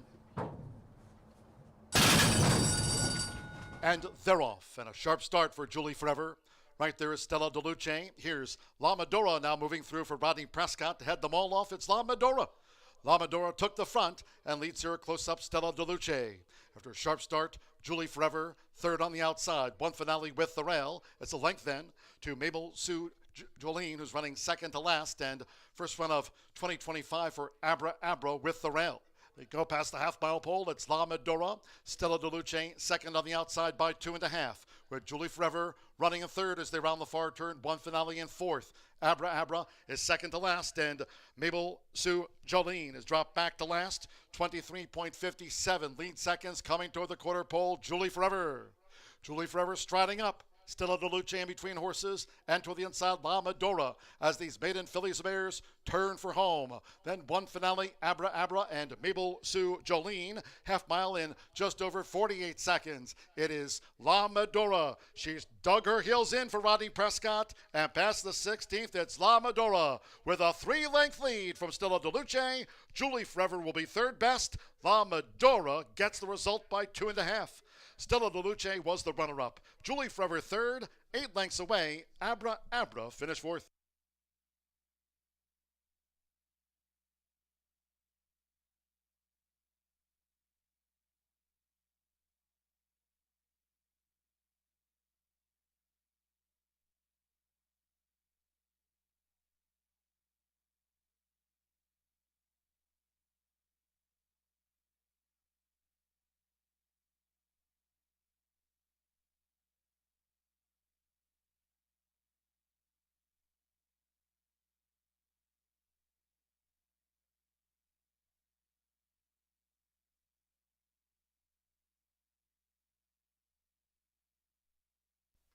.113.34 after the maiden fillies mare sprint. 113.34 seconds. 3.574. The run order run official, number 3, La Medora. 18-1 first. Number 5, Stella DeLuce. At 7-5 was the runner-up in the maiden. 7, Julie Forever. At 6-5 third and 4, Abra Abra. At 5-1 fourth. Hold on until official, Rodney Prescott getting on the meet score sheet. First of the season here for Brian Waltz, R&B Farms, daughter of El Nawi. La Medora at 18-1 to start the Itoba late pick 4.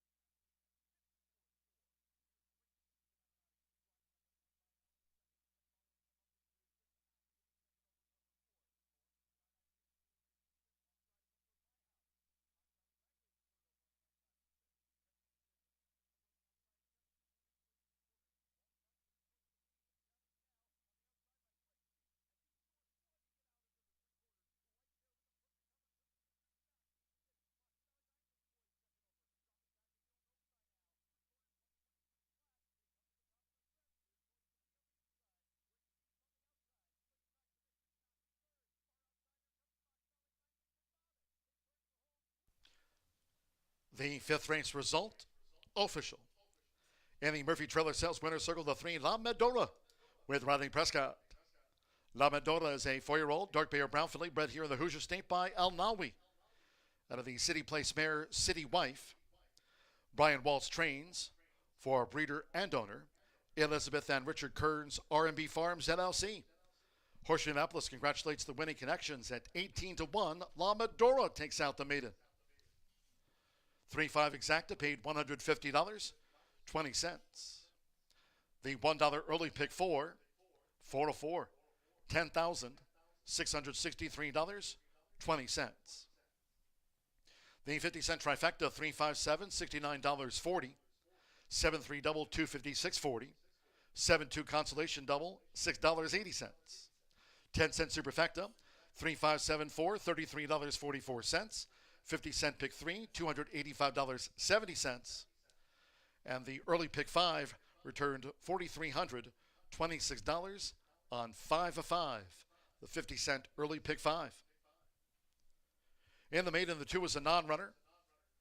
There's that consolation double again. Refunds due on the 2. 6 ran 113.34 seconds. In race 6, no scratches, no rider changes overweights. 7 Amazing Mike debuts gelded.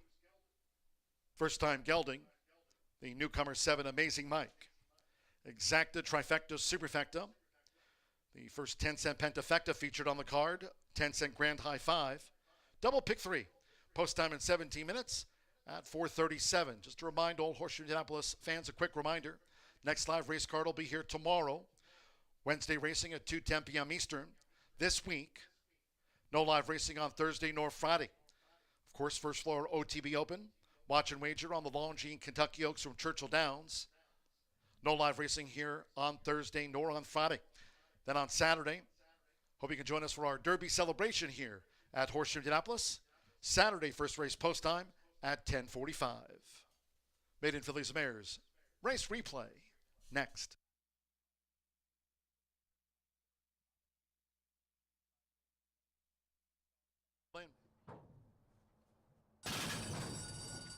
And they're off. And a sharp start for Julie Forever. Right there is Stella DeLuce. Here's La Medora now moving through for Rodney Prescott to head them all off. It's La Medora. La Medora took the front and leads here close up Stella DeLuce. After a sharp start, Julie Forever, third on the outside. One finale with the rail. It's a length then to Mabel Sue Jolene, who's running second to last. And first run of 2025 for Abra with the rail. They go past the half-mile pole. It's La Medora. Stella DeLuce second on the outside by 2.5. With Julie Forever running in third as they round the far turn. One finale in fourth. Abra is second to last. And Mabel Sue Jolene is dropped back to last. 23.57 lead seconds coming toward the quarter pole. Julie Forever. Julie Forever striding up. Still a Duluce in between horses, and to the inside, La Medora, as these maiden fillies and mares turn for home. Then one finale, Abra Abra and Mabel Sue Jolene, half mile in just over 48 seconds. It is La Medora. She's dug her heels in for Rodney Prescott, and past the 16th, it's La Medora with a 3-length lead from Stella Duluce. Julie Forever will be third best. La Medora gets the result by 2.5. Stella Duluce was the runner-up. Julie Forever third, 8 lengths away. Abra Abra finished fourth. Lane.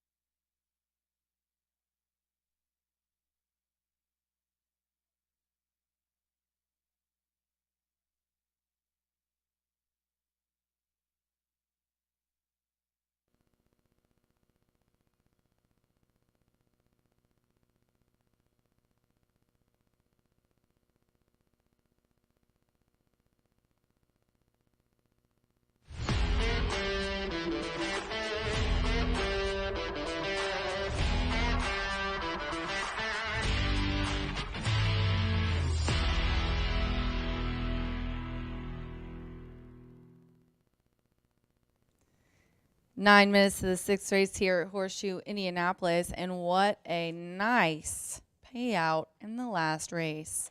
$39 winner for Brian Waltz and Rodney Prescott. La Medora. We got some nice ones today. I think the only favorite was the first race. The second race paid 16. The third race was 18. It was a $6 winner for Gennaro in the fourth, and then that $39 winner in the last race. So let's see what we can get going here.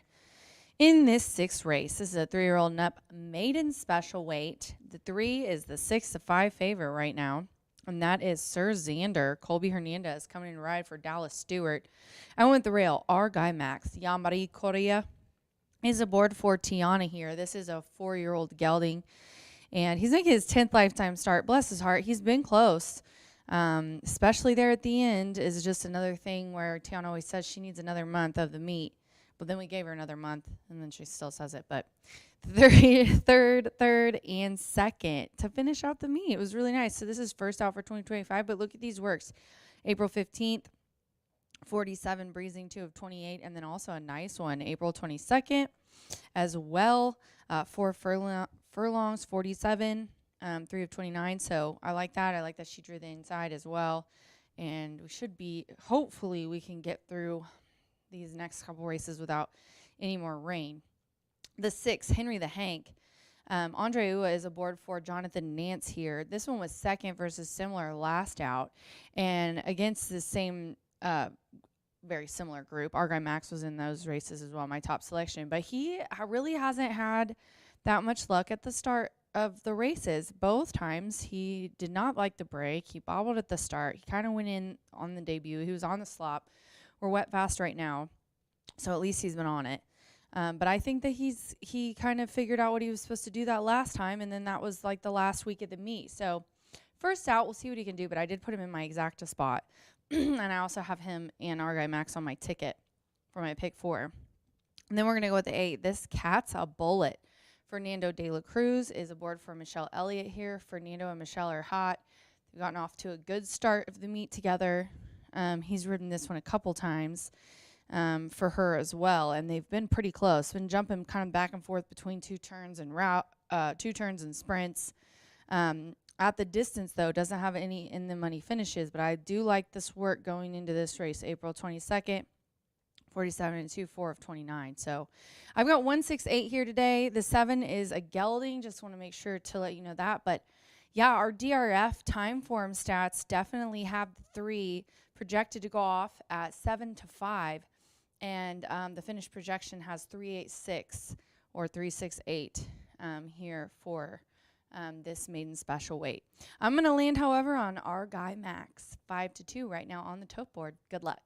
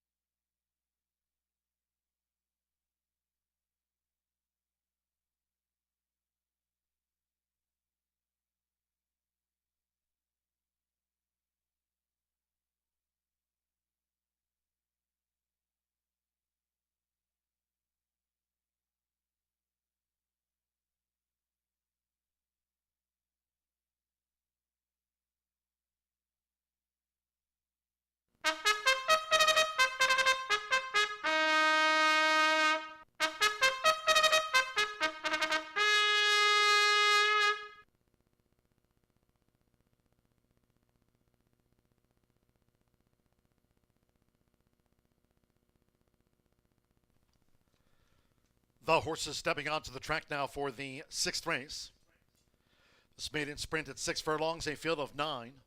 7 Amazing Mike. First time gelding, 7 Amazing Mike. Exacta, trifecta, superfecta, 10 Sempentafecta, double pick 3, 2 minutes.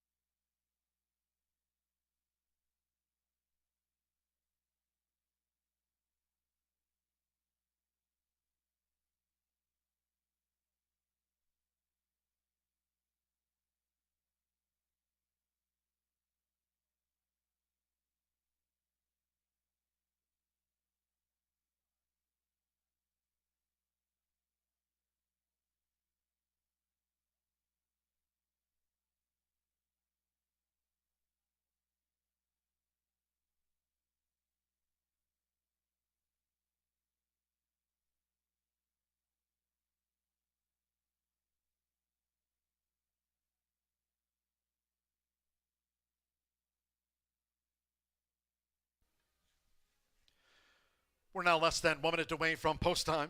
Less than 1 minute.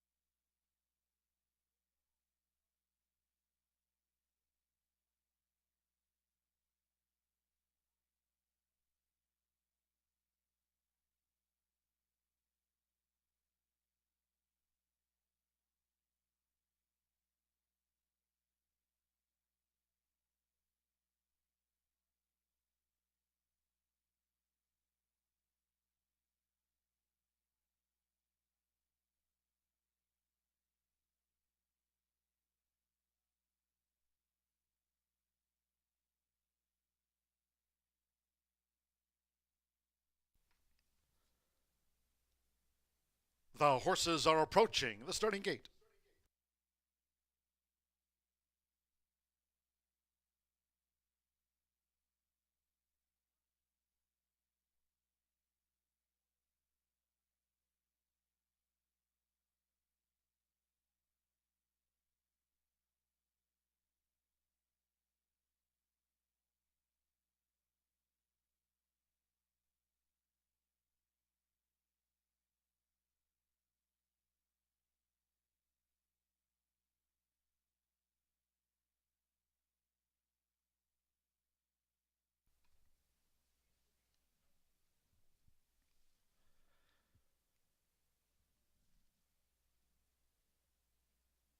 The horses have reached the starting gate.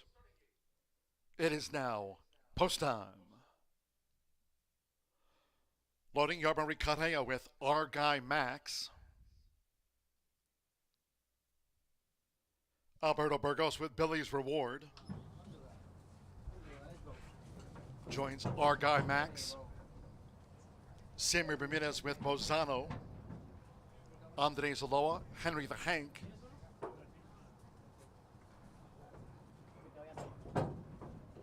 Sir Xander debuts. Colby Hernandez for Dallas Stewart. Sir Xander went in okay. Evan Roman, Amazing Mike making his bow. Drew 7. Joe Ramos with Playing the Angles. 17-1, Amazing Mike.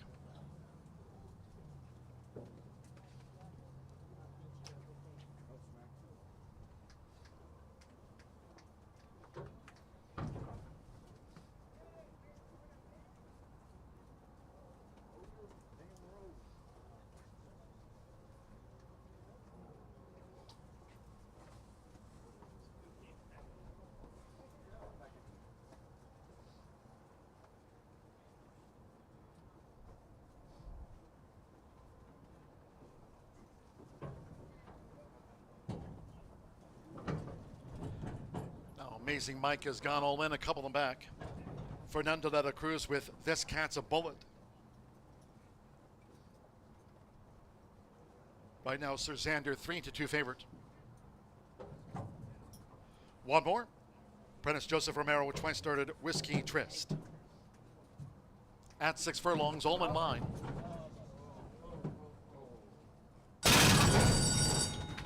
And they're off.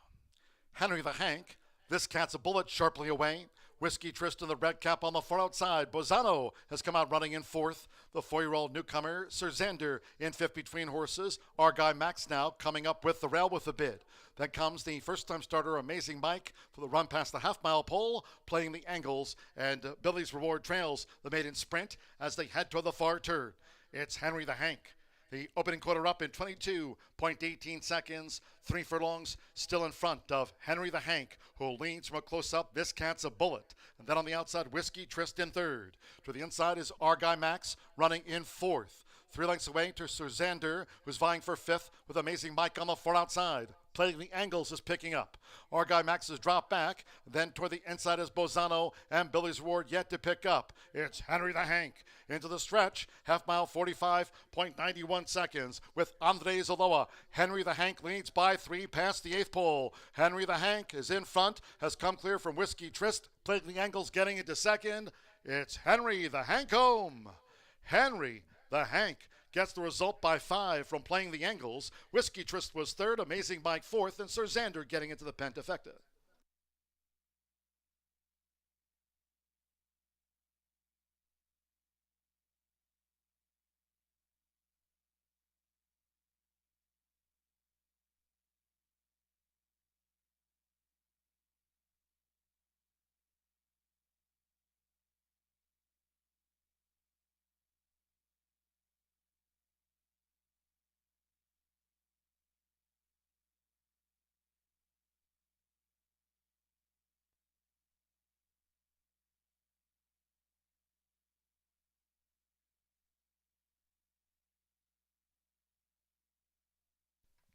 .11.59 after the maiden sprint.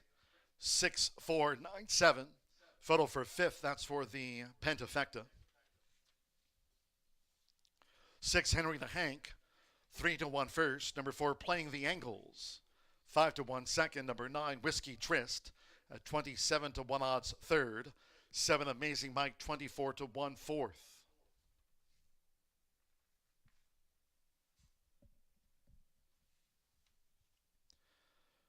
Three, Sir Xander was fifth for the Pentafecta. 6-4-9-7-3. Andres Aloha, Jonathan Nance, Shelley Nance, son of Harbor the Gold. Third time was the charm for 3-1 Henry the Hank.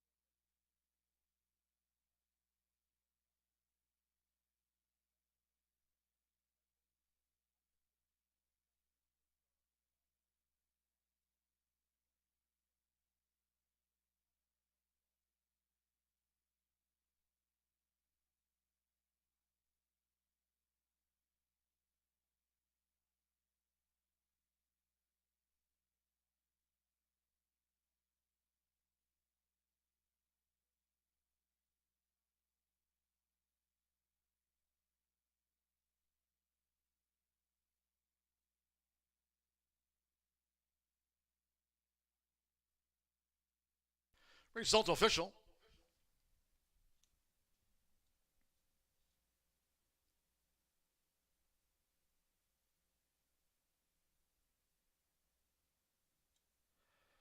Stepping into the Murphy Trailer Sales winner circle, the 6, Henry the Hank, with Andres Aloha.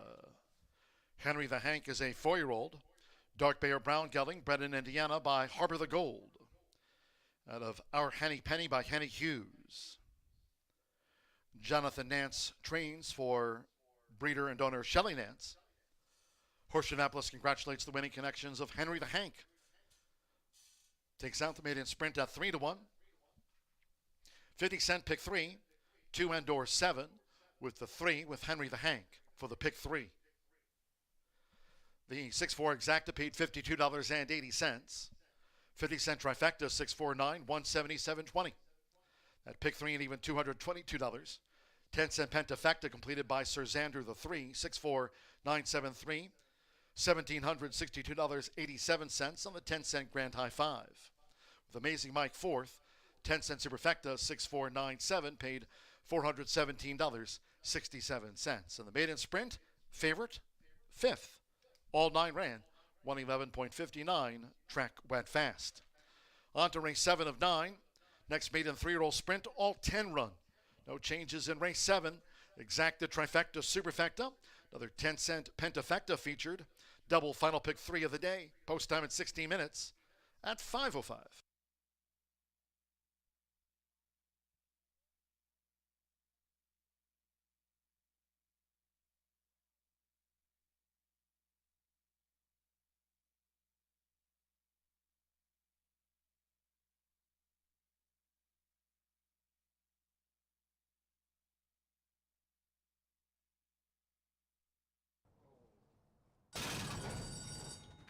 And they're off.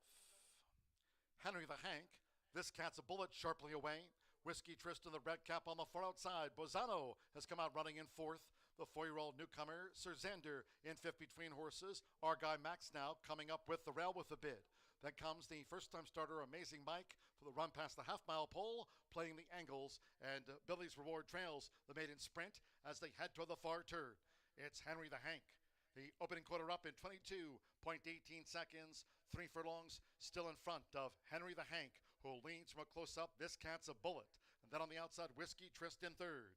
To the inside is our guy Max running in 4th. 3 lengths away to Sir Xander, who's vying for 5th with Amazing Mike on the far outside. Playing the angles is picking up. Our guy Max has dropped back. Then toward the inside is Bozano and Billy's Reward yet to pick up. It's Henry the Hank. into the stretch. Half mile 45.91 seconds with Andres Aloa. Henry the Hank leads by 3 past the 8th pole. Henry the Hank is in front, has come clear from Whiskey Trist. Playing the angles getting into second. It's Henry the Hank home. Henry the Hank gets the result by 5 from Playing the Angles. Whiskey Trist was third, Amazing Mike fourth, and Sir Xander getting into the Pentafecta.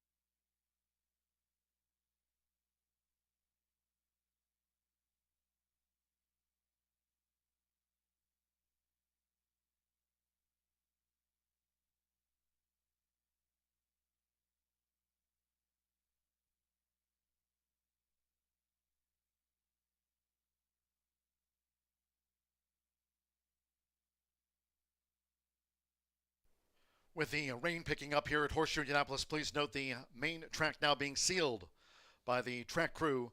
Main track at Horseshoe Indianapolis now being sealed.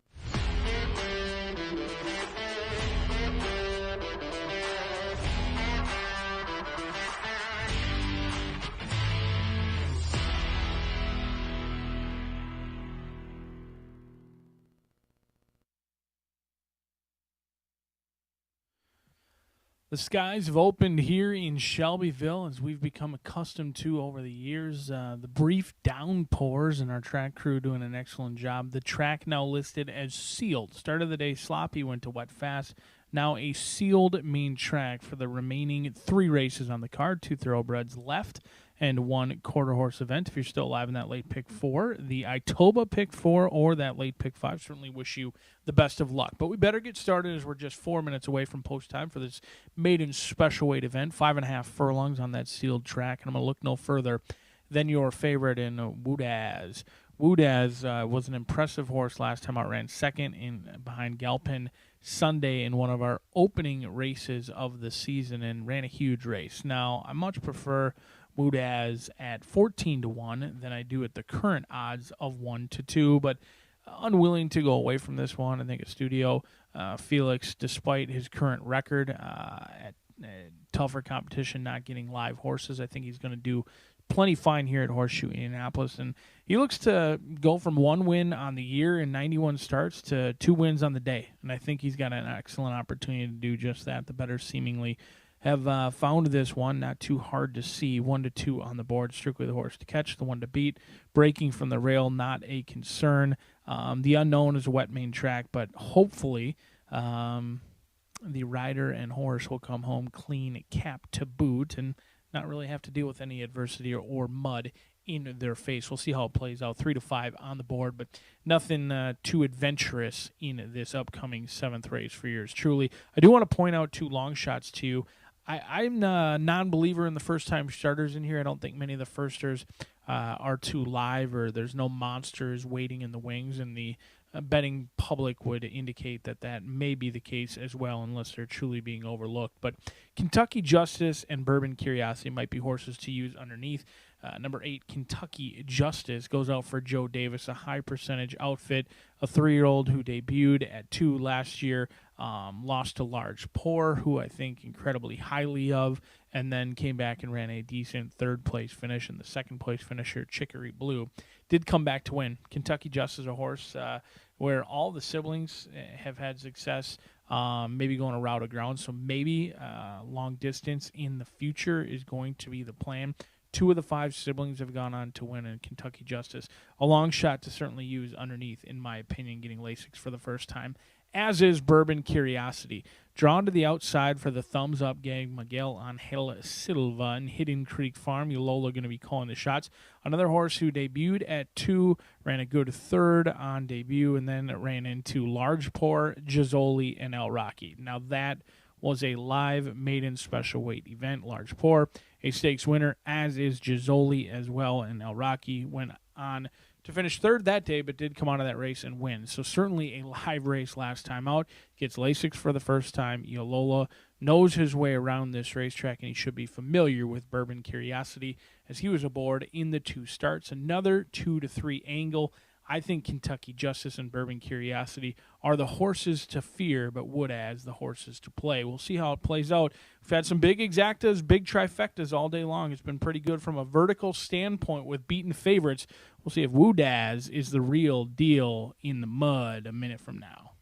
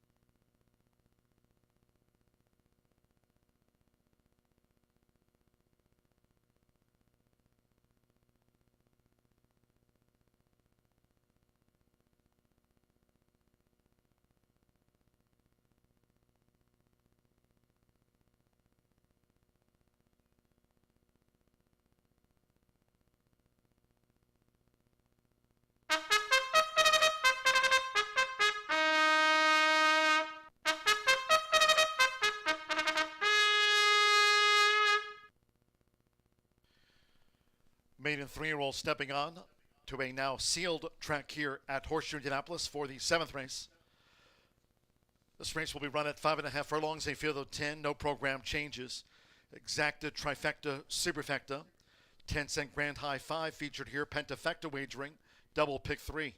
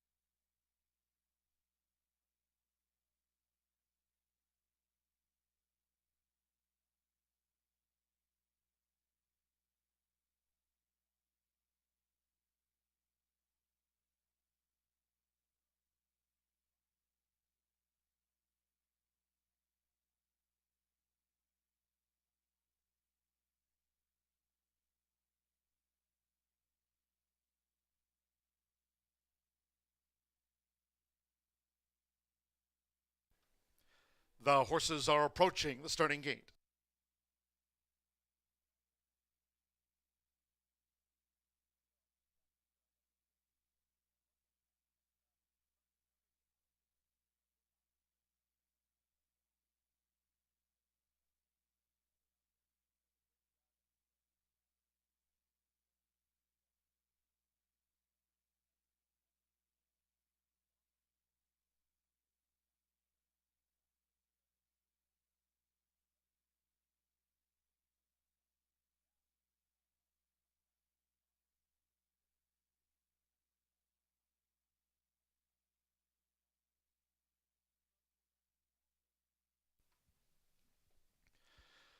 The horses have reached the starting gate. It is now post time. They're going in. Wudaz, Felix Ostadillo has a win on the card. Joe Ramos with He's All Out. Samuel Bermudez, Ryan's Wish coming up. Alberto Burgos with Air Charger.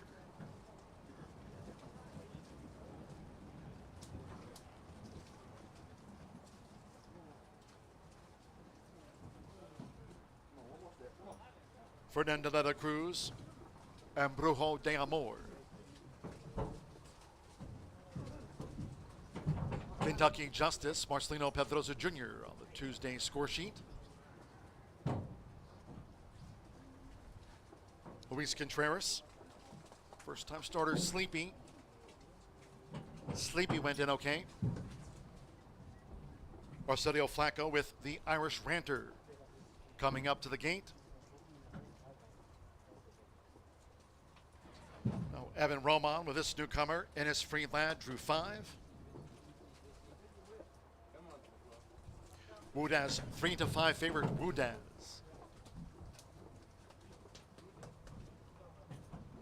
5.5 furlongs, so stand by.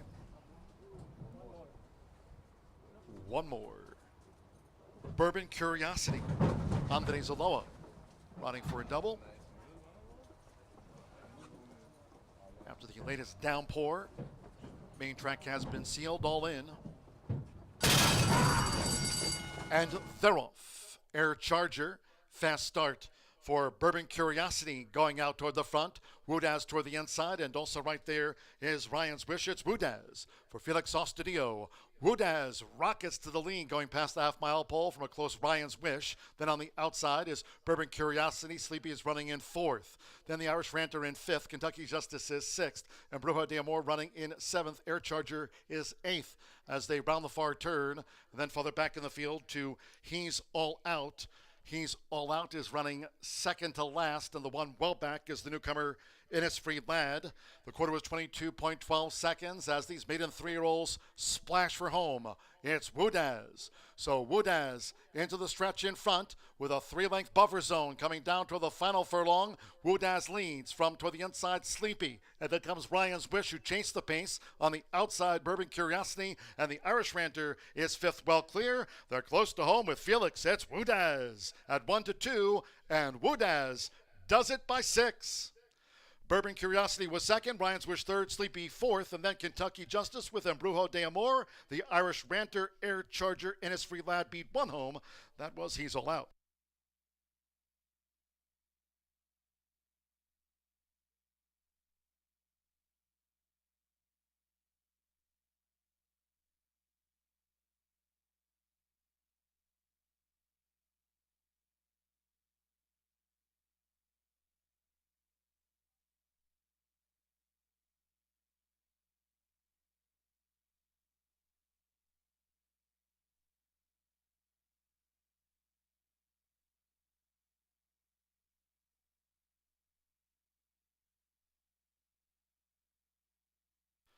.104.46 after the maiden.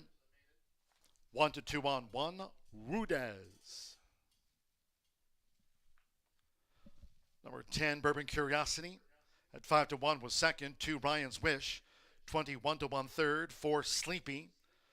13-1 fourth. We're standing by for the fifth horse for the Pentafecta. Kentucky Justice was there with Embrujo de Amor in the purple cap, the Irish Ranter, Air Charger. Then it was another gap away. Innisfree Lad in the green cap, and He's All Out.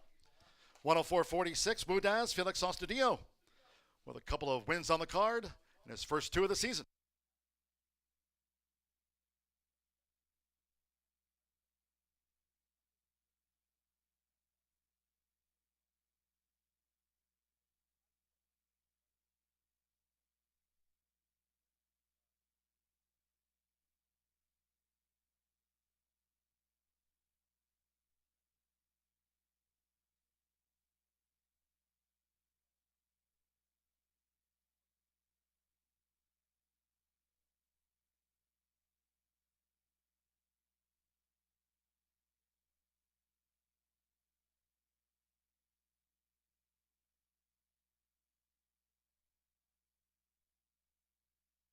We're still standing by for the confirmation of the fifth horse from the judges. Please note the stewards now posting the inquiry sign. There'll be a steward's inquiry into the backstretch run. The Horseshoe Indianapolis stewards taking a look at the backstretch run. Number 8, Kentucky Justice, was fifth. 1:10.248. And the Murphy Trailer Sales winner circle the 1. Wudaz, a riding double for Felix Ostadio. Wudaz is a 3-year-old chestnut gelding, bred in Indiana by 1,000 Words. And a Source Cat by Stormcat. Racing for Gennaro Garcia's Southwest Racing Stables Incorporated. Horseshoe Indianapolis congratulates the winning connections. Wudaz out to the maiden 3-year-old ranks.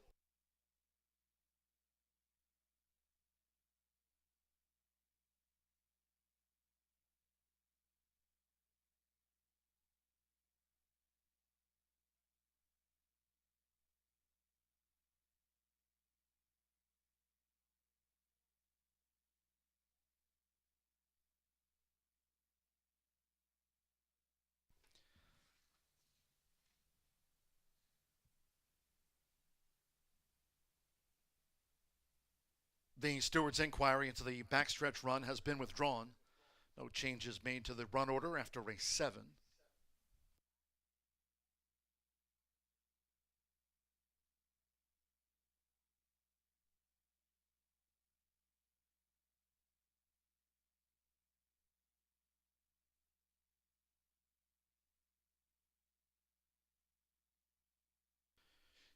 It's official. 110 exacta paid $10.80. The 10-cent pentafecta, 110.248, capped off by Kentucky Justice. The 10-cent grand high five, $114.54. 50-cent trifecta, 110.2, $21.45. 6-1 double, $20.80. The 10-cent superfecta, 110.24, $27.28. And the 50-cent pick 3 with the 6 with Woodaz the 1. 50-cent pick 3 paid $101.25. Favorite was first. All 10 ran 104.46. Couple more to go. Race 8, scratch the 4 Krickenberger and 8 for Stelton. There'll be no grand high five here. No pentafecta, scratch the 4 and 8. In the 9th, closing with a quarter horse allowance dash over the 330 yards. In the finale, scratch number 5, Special Bad Habit, 11 Jesnu, the 12 Thor's Enemy, and the 13 Sweet Vengeance. That's in the 9th. Quarter horse dash over the 330, scratch the 5, 11, 12, and number 13 there. Post time, 5:32.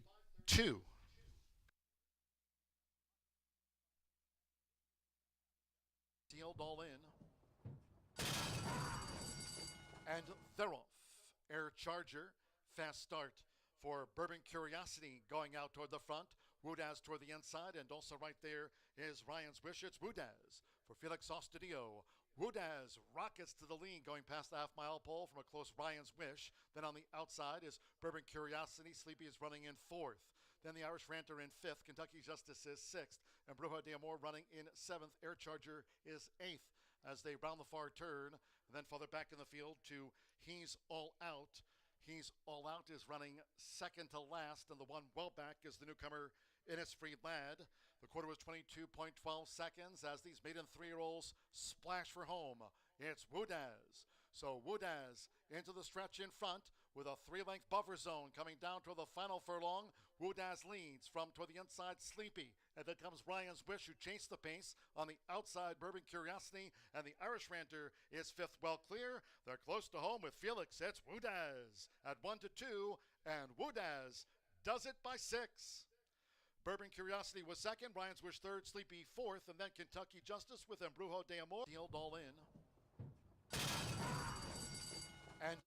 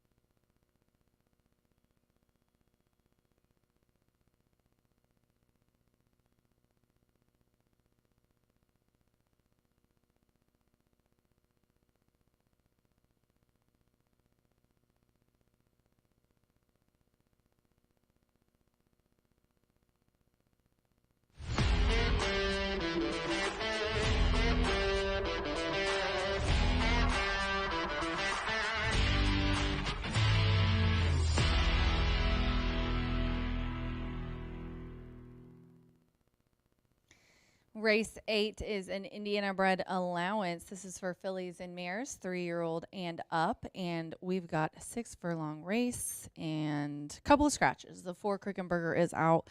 First, Elkton is not running as well. And I singled the 7, Lil Gin in Class, which is the 8-5 current favorite right now. Santos Sanger is aboard this 4-year-old filly's first out of 2025. Look at these speed figures, though. I mean, she's 11 of 13 in the money life. She always runs a really good race. I mean, if you go back, you can't find the only out of the money finish that she had last year was 1, and it was the Ellen's Lucky Star. And you know what? That was on turf. She does not like grass. She's a dirt girly through and through. But she does love to get second, and that's the only thing that concerns me today. But the reason why I just go ahead and kept her on top, because you don't change your bet, is because she has put up an 83, an 82, and an 89. She's been running against similar, and look at that wet dirt. A very nice second. So she's got form on and off going. So I got a little Gin in Class on top here. And then I'm going to go to the 5. The 5's 2-1, not far behind here. Don't miss out. Manny Esquivel is aboard for Gennaro Garcia. Gennaro looking for the hat trick today, training hat trick for him, as he has won the 4th and the 7th. Congratulations to Felix, who is aboard both of those mounts. Manny and his uncle and Gennaro, they do a really good job together. I'm sorry, Sippy says uncle. My bad. Manny and Gennaro have won 2 of 3 together that they've had in the last 2 weeks. This horse is 5 of 5 in the money, has never finished worse than 3rd. And that was last year for her 2-year-old campaign. She was 3rd in the back home again in Indiana. She broke her maiden by 5, ended up 2nd in an allowance, first time with winners, a 3rd in that stakes race. That was an 11-horse field. That was not easy. That handicap, and then ended the year in a win at the end of October. She's adding Lasix today and has a nice work coming into this race on April 18th. There's a lot of upside about her as well. Then I'm going to throw in the 1, which is the second to longest shot on the board. The 3 is 14-1. My 1 is 12-1. Signature Day. Signature Day gets the services of Sammy B in the irons today, and he won the opener. He's looking for a double. He had a double on Thursday. He's riding here for Tony Granitz. This is a 4-year-old filly who ran the slop last out, so at least she tried it before the meet ended. Freezing cold mud probably wasn't very fun for her, but if you look before that sprinting, it is also a 1.70 miles. She's back to sprint distance where she was pretty tough. Broke her maiden by 5, and then first time with winners, wins by almost 4. Very, very impressive. And then she caught slop. She tried 2 turns for the first time, and she was bumped at the start. So just draw a line through that last race. She also has a nice work coming into this race, 47 and 4 breezing, 5 of 29 on April 23rd, and it's her first out of 2025. I think throw her in, especially Tony. He pulls off these long shots, I'm telling you. 7-5-1 for me here in the 8th race. For just 4 minutes to post. It is sealed. Rain keeps popping up.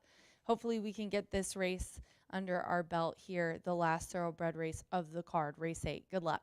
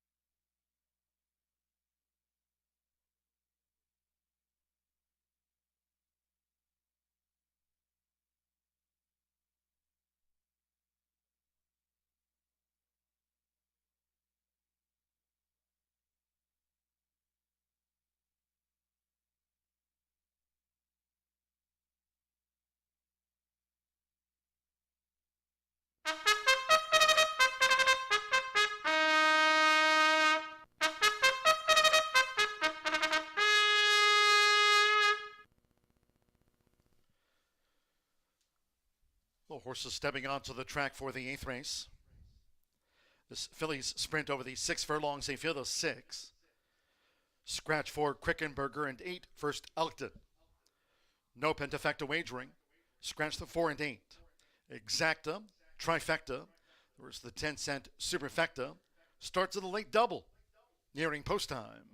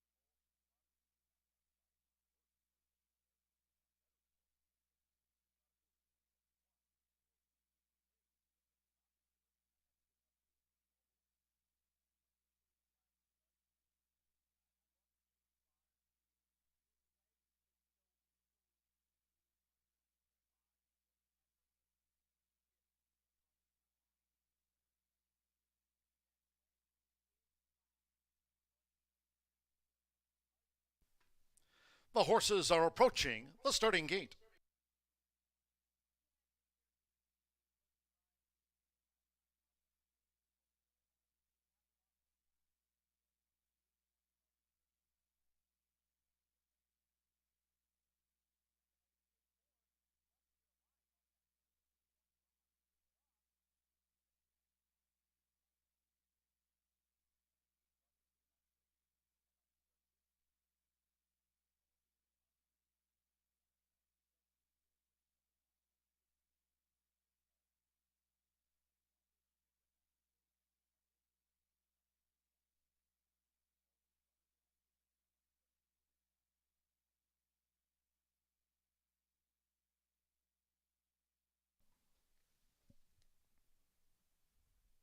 The horses have reached the starting gate.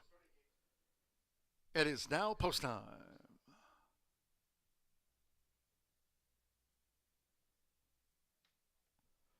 With Santo Sanjor leading up and in Lil Gin and Class. The first filly into line. Sam Bermudez, Signature Day. Join Lil Gin and Class. Now Alex Ochard with off pitch. Luis Contreras. Watcher standing by. Manny Escobar with Don't Miss Out. Evan Roman Galoshes. Lil Gin and Class was first in. At 6 furlongs, one more. Up comes Watcher. Lil Gin and Class, 3-5 favorite, all in.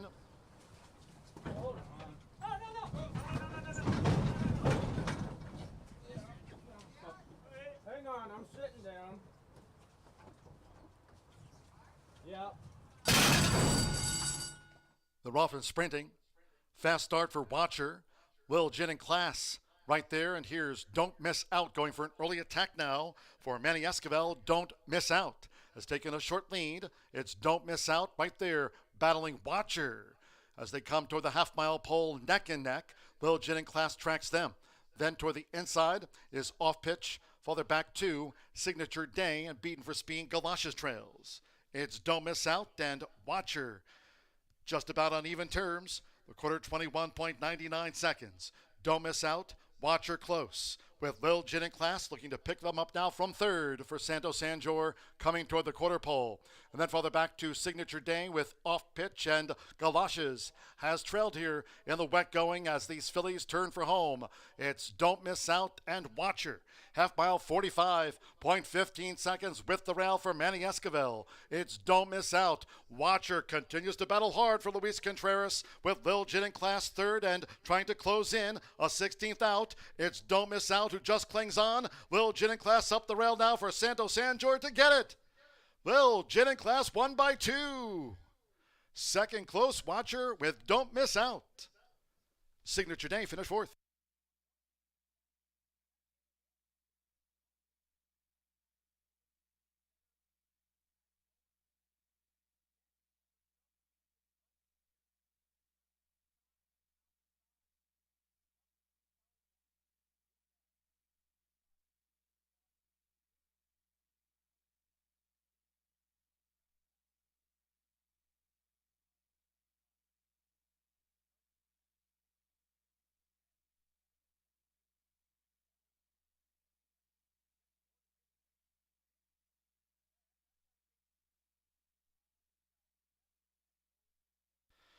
One 12.43 after the Phillies sprint. 7 Lil Gin and Class at 2-5 first. Seconds up to the judges. Signature Day will be the fourth filly home. Stand by for the second and third. Santo Sanjor getting on the meet score sheet. Here for Tim Eggleston and 2-5 on Lil Gin and Class.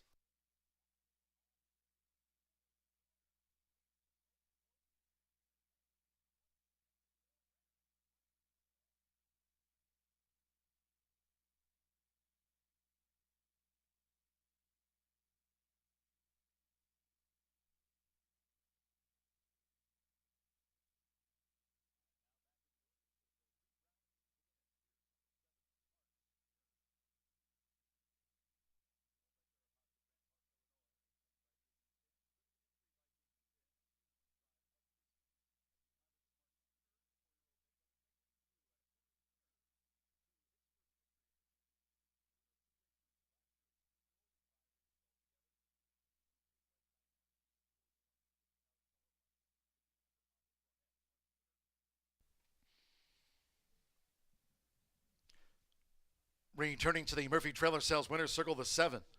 Lil Gin and Class with Santo Sanjor. Lil Gin and Class is a 4-year-old dark bay or brown filly bred here in Indiana by Coal Front at a James Classic by Sky Classic.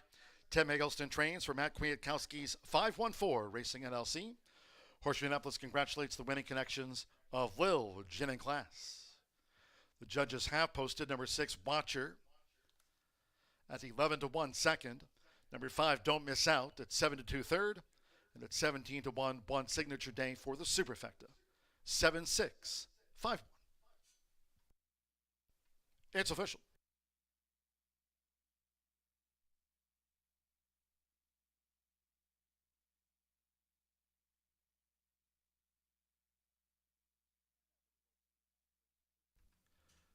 The 7-6 exacta paid $27.20. 50-cent trifecta, 765, $15.15. 1-7 double, $4.60. Signature Day fourth, the 10-cent superfecta, 6-5-1, paid $10.39. 50-cent pick 3, $9.80. The $1 Itobo late pick 4, 4-4, $295.50.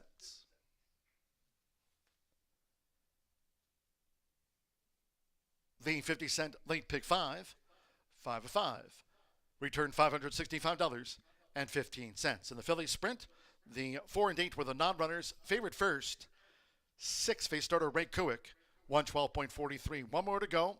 9th race quarter horse allowance dash over the 330 yards. Scratch 5 special bad habit. The 11 Jess New. The 12 Thorns and Me. And the 13 Sweet Vengeance. No rider changes, overweights. The 3 MW. You Wish for This, 7 over. 7 Beach and Famous, 5 over. Number 9 Sugar's Train, 5 over. And 10 Encore Second DAC plus 3 pounds. Exacta Trifecta Superfecta, Quarter Horse Pentafecta. Post time in 15 minutes. Scheduled at 5:58.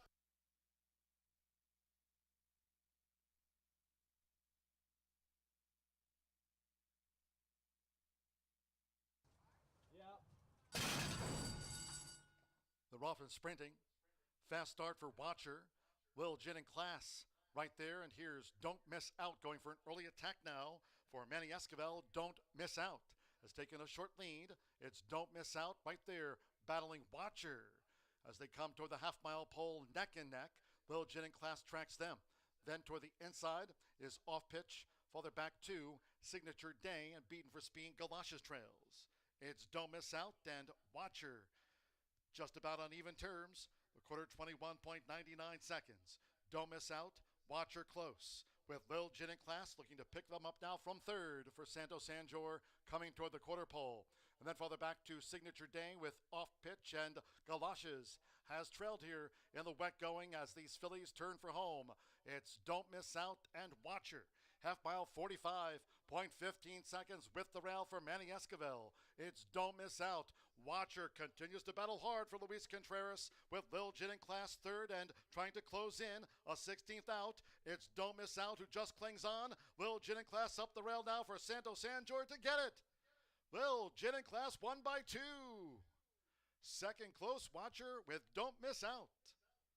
Signature Day finish. Yeah.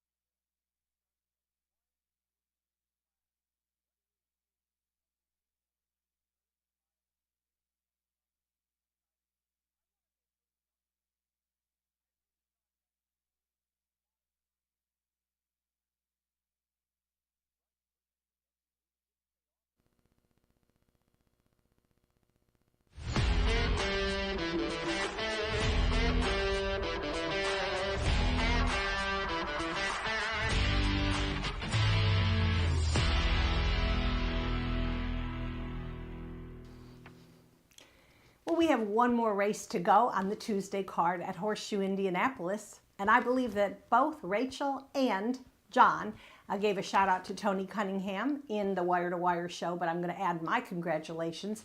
Tony won the last 2 races of the Thursday card. That was last Thursday, and first a thoroughbred. That was G-Force Jimmy, followed by a really good rail skimming ride on Rock Hard Love in our finale. Now that, to me, is a notable accomplishment, to win 2 races with 2 breeds. Tony has a great crew, great owners, and, you know, he's a very hardworking horseman. So I wanted to send a shout out to him. So keep it up, Tony. I know you will. All right, well, we do have an excellent quarter horse race on today's card. It's a 18,500 allowance for non-winners of 2. We do have a scratch of number 5, Special Bad Habit, and also eligibles, but have a nice full field competing at 330 yards. Now, this is an open race, so it's not just for Indiana breds. You're going to see horses from Oklahoma, California, a couple other jurisdictions as well. All right, well, let's go to the paddock and take a look. I had a really tough time narrowing down my top 2, but ended up going with number 8, RR Crown This Jess. Claudio Barazza trains this gelding who rallied for a maiden-breaking victory in the Governor's Stake Juvenile that took place last October here. And that was impressive. And all season, the horse had been running really well. He's a 3-year-old son of Coronado Cartel, bred in Oklahoma by Reliance Ranches.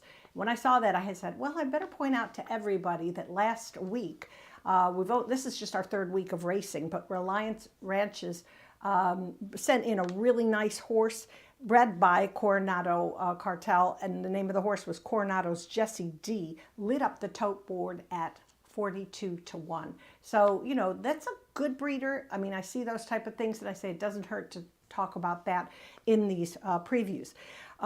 Former leading rider Juan Marquez has the call for 2024 leading owner Campos Family Ventures. So certainly the people connections top notch, and I think the horse is pretty good too. All right, well, we'll move on to number 7, and that's Beechin Famous. Oh, definitely going to get some money on the tote board, and for a very good reason. Tim Eggleston trains this son of Escondido Beach. He was also bred in Oklahoma by Steve Mullins, who owns this horse. The dam is One Famous Eagle, so it's really good pedigree, top and bottom. Had a very solid 2-year-old season here at Horseshoe Indianapolis, qualifying for 2 futurities and running 3rd in the 270,000 Governor Stakes.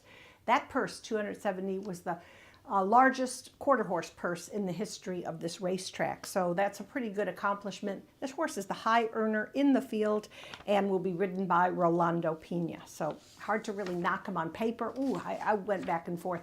I think both those horses will run very well. All right, we're going to go next to a horse that doesn't have as much back experience here, and that's number 2, Chicken Me Out, going to make his Indiana debut for Hector Sanchez. 2 allowance races last month at Sandy Ridge at the Red Mile, just, you know, a little bit further from us in Kentucky. I have to mention the pedigree. This horse is sired by Favorite Cartel, who I've talked about before, but I did my homework and found out that Favorite Cartel was the leading quarter horse stallion in the country last year. 5th already this year, but that's because there's some really impressive freshman sires kind of had won earlier in the meet. But Favorite Cartel is pretty much a legend, and that stood out for me. This horse never raced here because started his career with 6 starts at Los Alamitos in California, hit the board in 4 of them, so that's pretty impressive. And today's jockey will be Francisco Quintero. All right, rounding up my top 4, we have number 1. This is the one, well-traveled son of One Dashing Eagle, bred in Tennessee. We don't see too many of those, but Casey Caldwell is the breeder and owner. This horse completed his 2-year-old campaign in a trial for the LQHBA Louisiana Million, which takes place in Evangeline Downs. He did not qualify, but ended up this year in the barn of Tony Cunningham. Bumped in his allowance race earlier this year, last month actually, at Sandy Ridge. I think he could get a piece of this. Danny Martinez rides, and Tony and Danny did have a nice score last week from the rail post position. So that is my top 4. We'll go 8, 7, 2-1, but have to mention these unbelievable prices in the quarter horse Pentafecta. 2,600, 3,700. Are you kidding me? For the 10 cent. I think the lowest one was $676. So that's for 10 cents. So you got to play it. Dive in. I always mention a long shot, and today's long shot is going to be number 9, Sugar's Train, 20-1. Might want to include that horse on your ticket because guess who's riding? The super red hot German Rodriguez. All right, got to throw in a little fun for you guys. We'll see you back tomorrow for another live racing day. Then we're off Thursday, Friday, back on Saturday for a special Kentucky Derby card. Begins at 10:45 a.m. and we've got 2 quarter horse races to close out that card.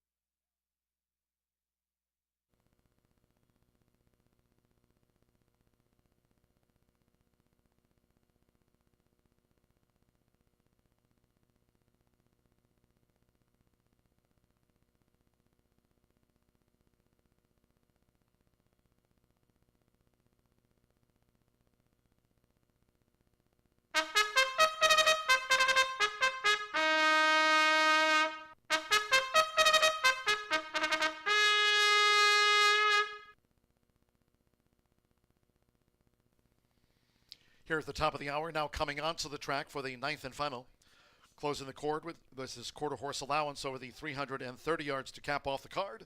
Scratch 5, Special Bad Habit. 11, Just New. 12, Thor's Enemy. And the 13, Sweet Vengeance. Scratch the 5, 11, 12, and number 13. No rider changes.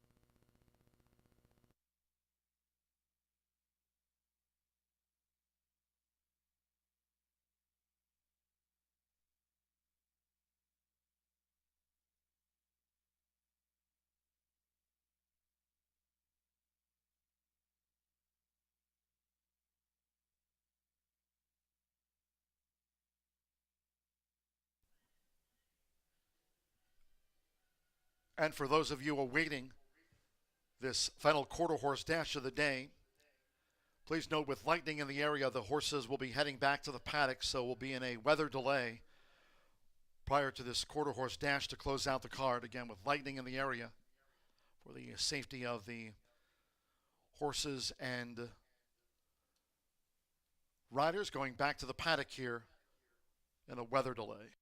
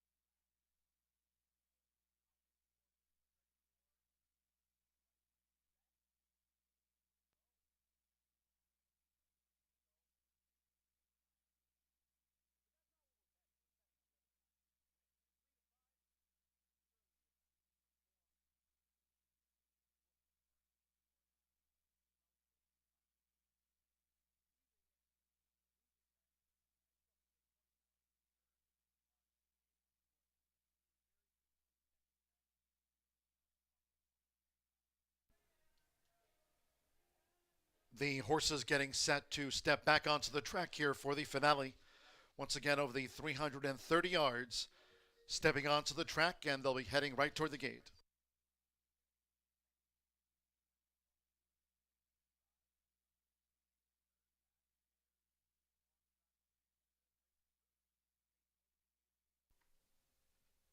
Once again, horses stepping back onto the track here at Horseshoe Indianapolis.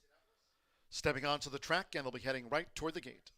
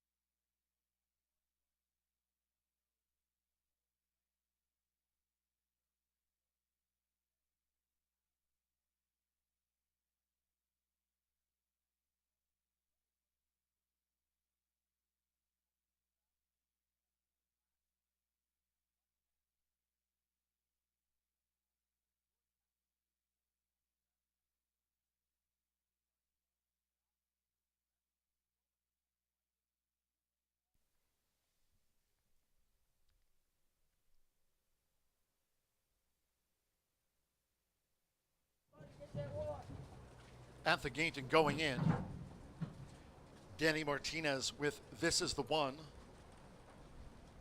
Uses a flipping halter.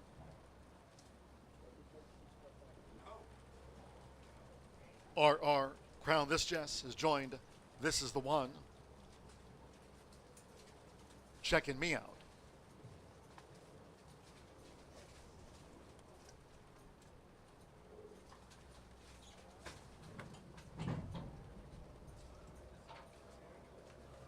Here's MW. You wished for this.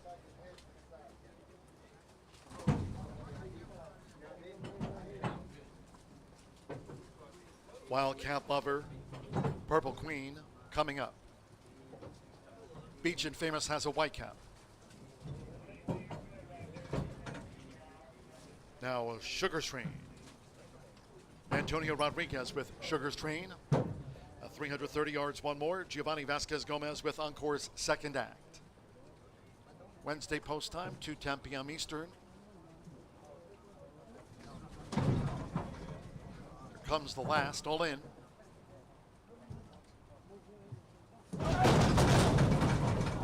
Well, Beach and Famous breaking through the gate prior to the start, and RR Crown This Jess also broke through the gate.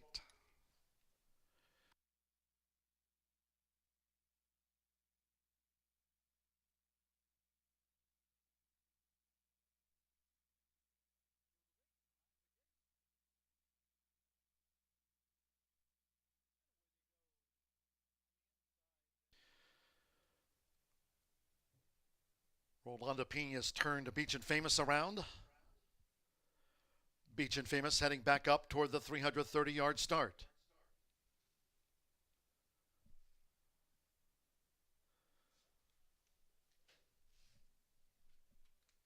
So the finale here from Horseshoe Indianapolis, we're way past due.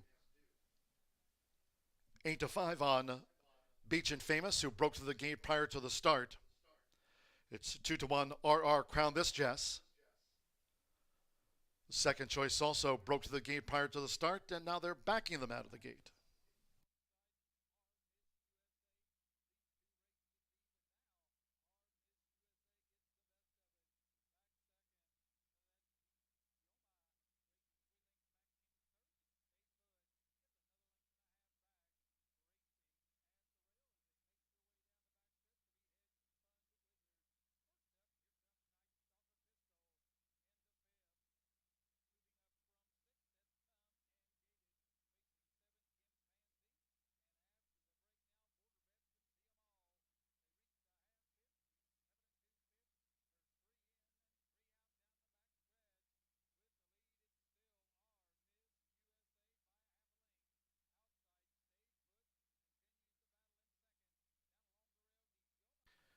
After breaking through the gate, late scratches on 7 Beach and Famous and 8 RR Crown This Jess. By order of the stewards upon recommendation of the track veterinarian at the 330-yard start, now scratch the 7 Beach and Famous and the 8 RR Crown This Jess. And at the time, they were the two favorites. We'll have consolation doubles. 7, 7, 7, 8 will be those consolation doubles. 7 and 7, 7 and 8. Those using the 7 and or the 8 in the multi-race wager, they'll now transfer to the post-time favorite, scratch the 7 and the 8.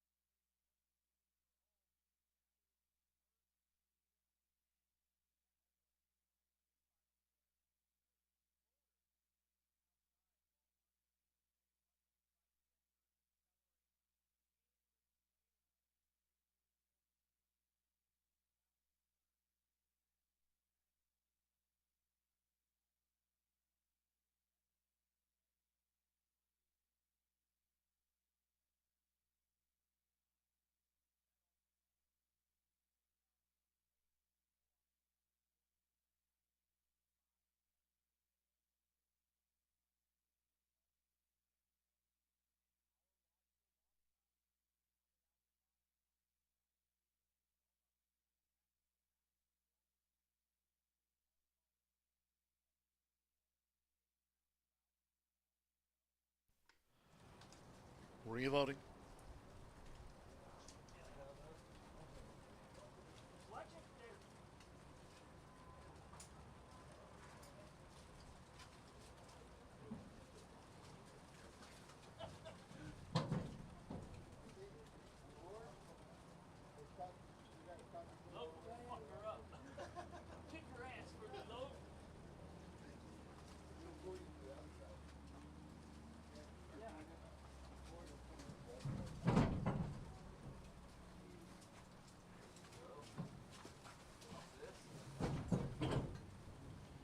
Waiting for Purple Queen, Sugar's Train, and Encore's second act will be last.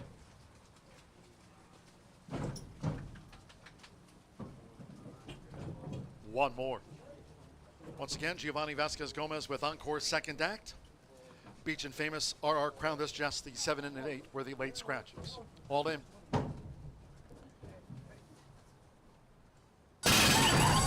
Off. And the Tuesday finale.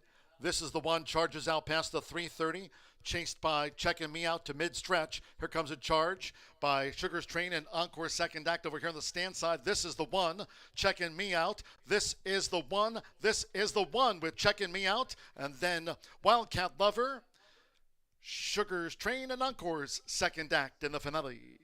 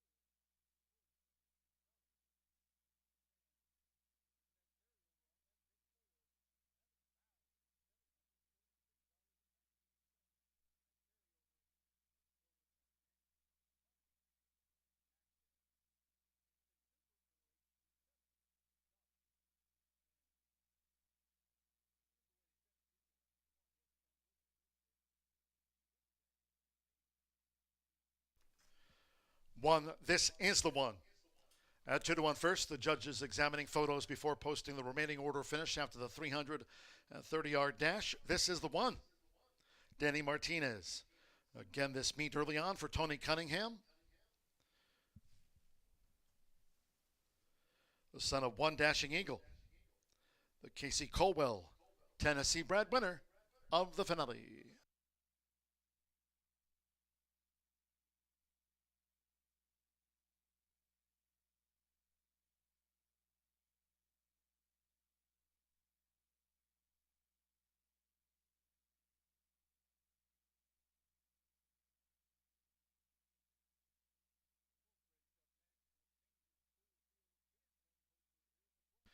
The judges have posted number 2, Checkin' Me Out, second. The 6, Wildcat Lover, third. Number 9, Sugar's Train, fourth. And 10, Encore's second act, fifth. For the quarter horse Pentafecta, 1, 2, 6, 9, 10.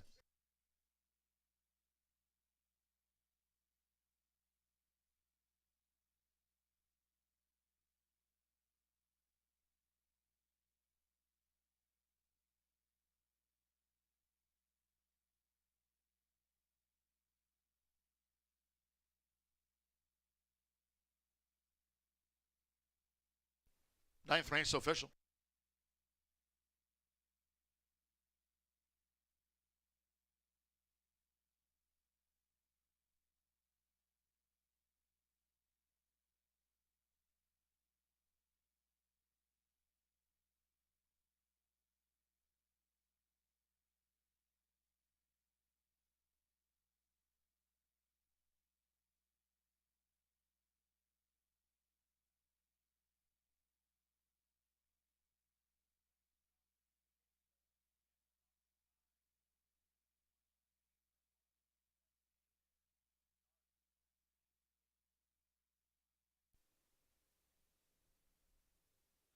Ninth race official. In the Murphy Trailer Sales Winner's Circle, number 1. This is the one with Danny Martinez. The winner is a 3-year-old black gelding by One Dashing Eagle out of Can't Paint This by Paint Your Own Wagon. Tony Cunningham trains for Tennessee breeder and owner Casey Colwell. Horseshoe Indianapolis congratulates the winning connections at 2-1. This is the one. Final results in 1-2 exacta $20.20, 50-cent trifecta 1-2-6, paid $15.20. 7-1 double $13.60. The 10-cent superfecta 1-2-6-9, $7.36, 50-cent pick 3 $2.15.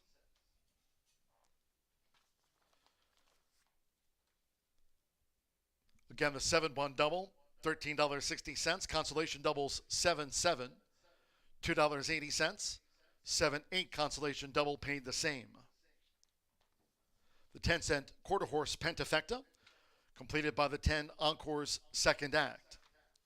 The 10-cent quarter horse Pentafecta, $23.44, 17.040 seconds, 17.040 after the 330 yards. That concludes today's live racing program for today.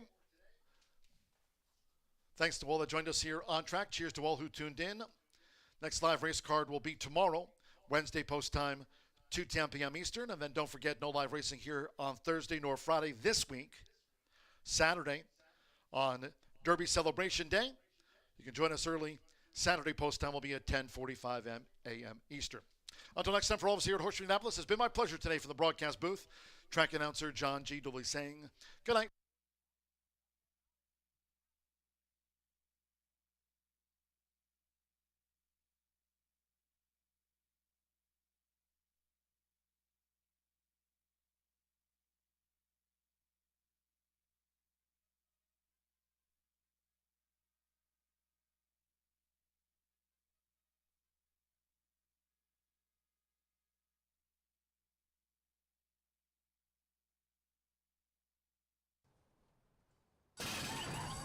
Off. And the Tuesday finale. This is the one, charges out past the 330, chased by Checkin' Me Out to mid-stretch. Here comes a charge by Sugar's Train and Encore second act over here on the stand side. This is the one, Checkin' Me Out. This is the one. This is the one with Checkin' Me Out. And then Wildcat Lover fall.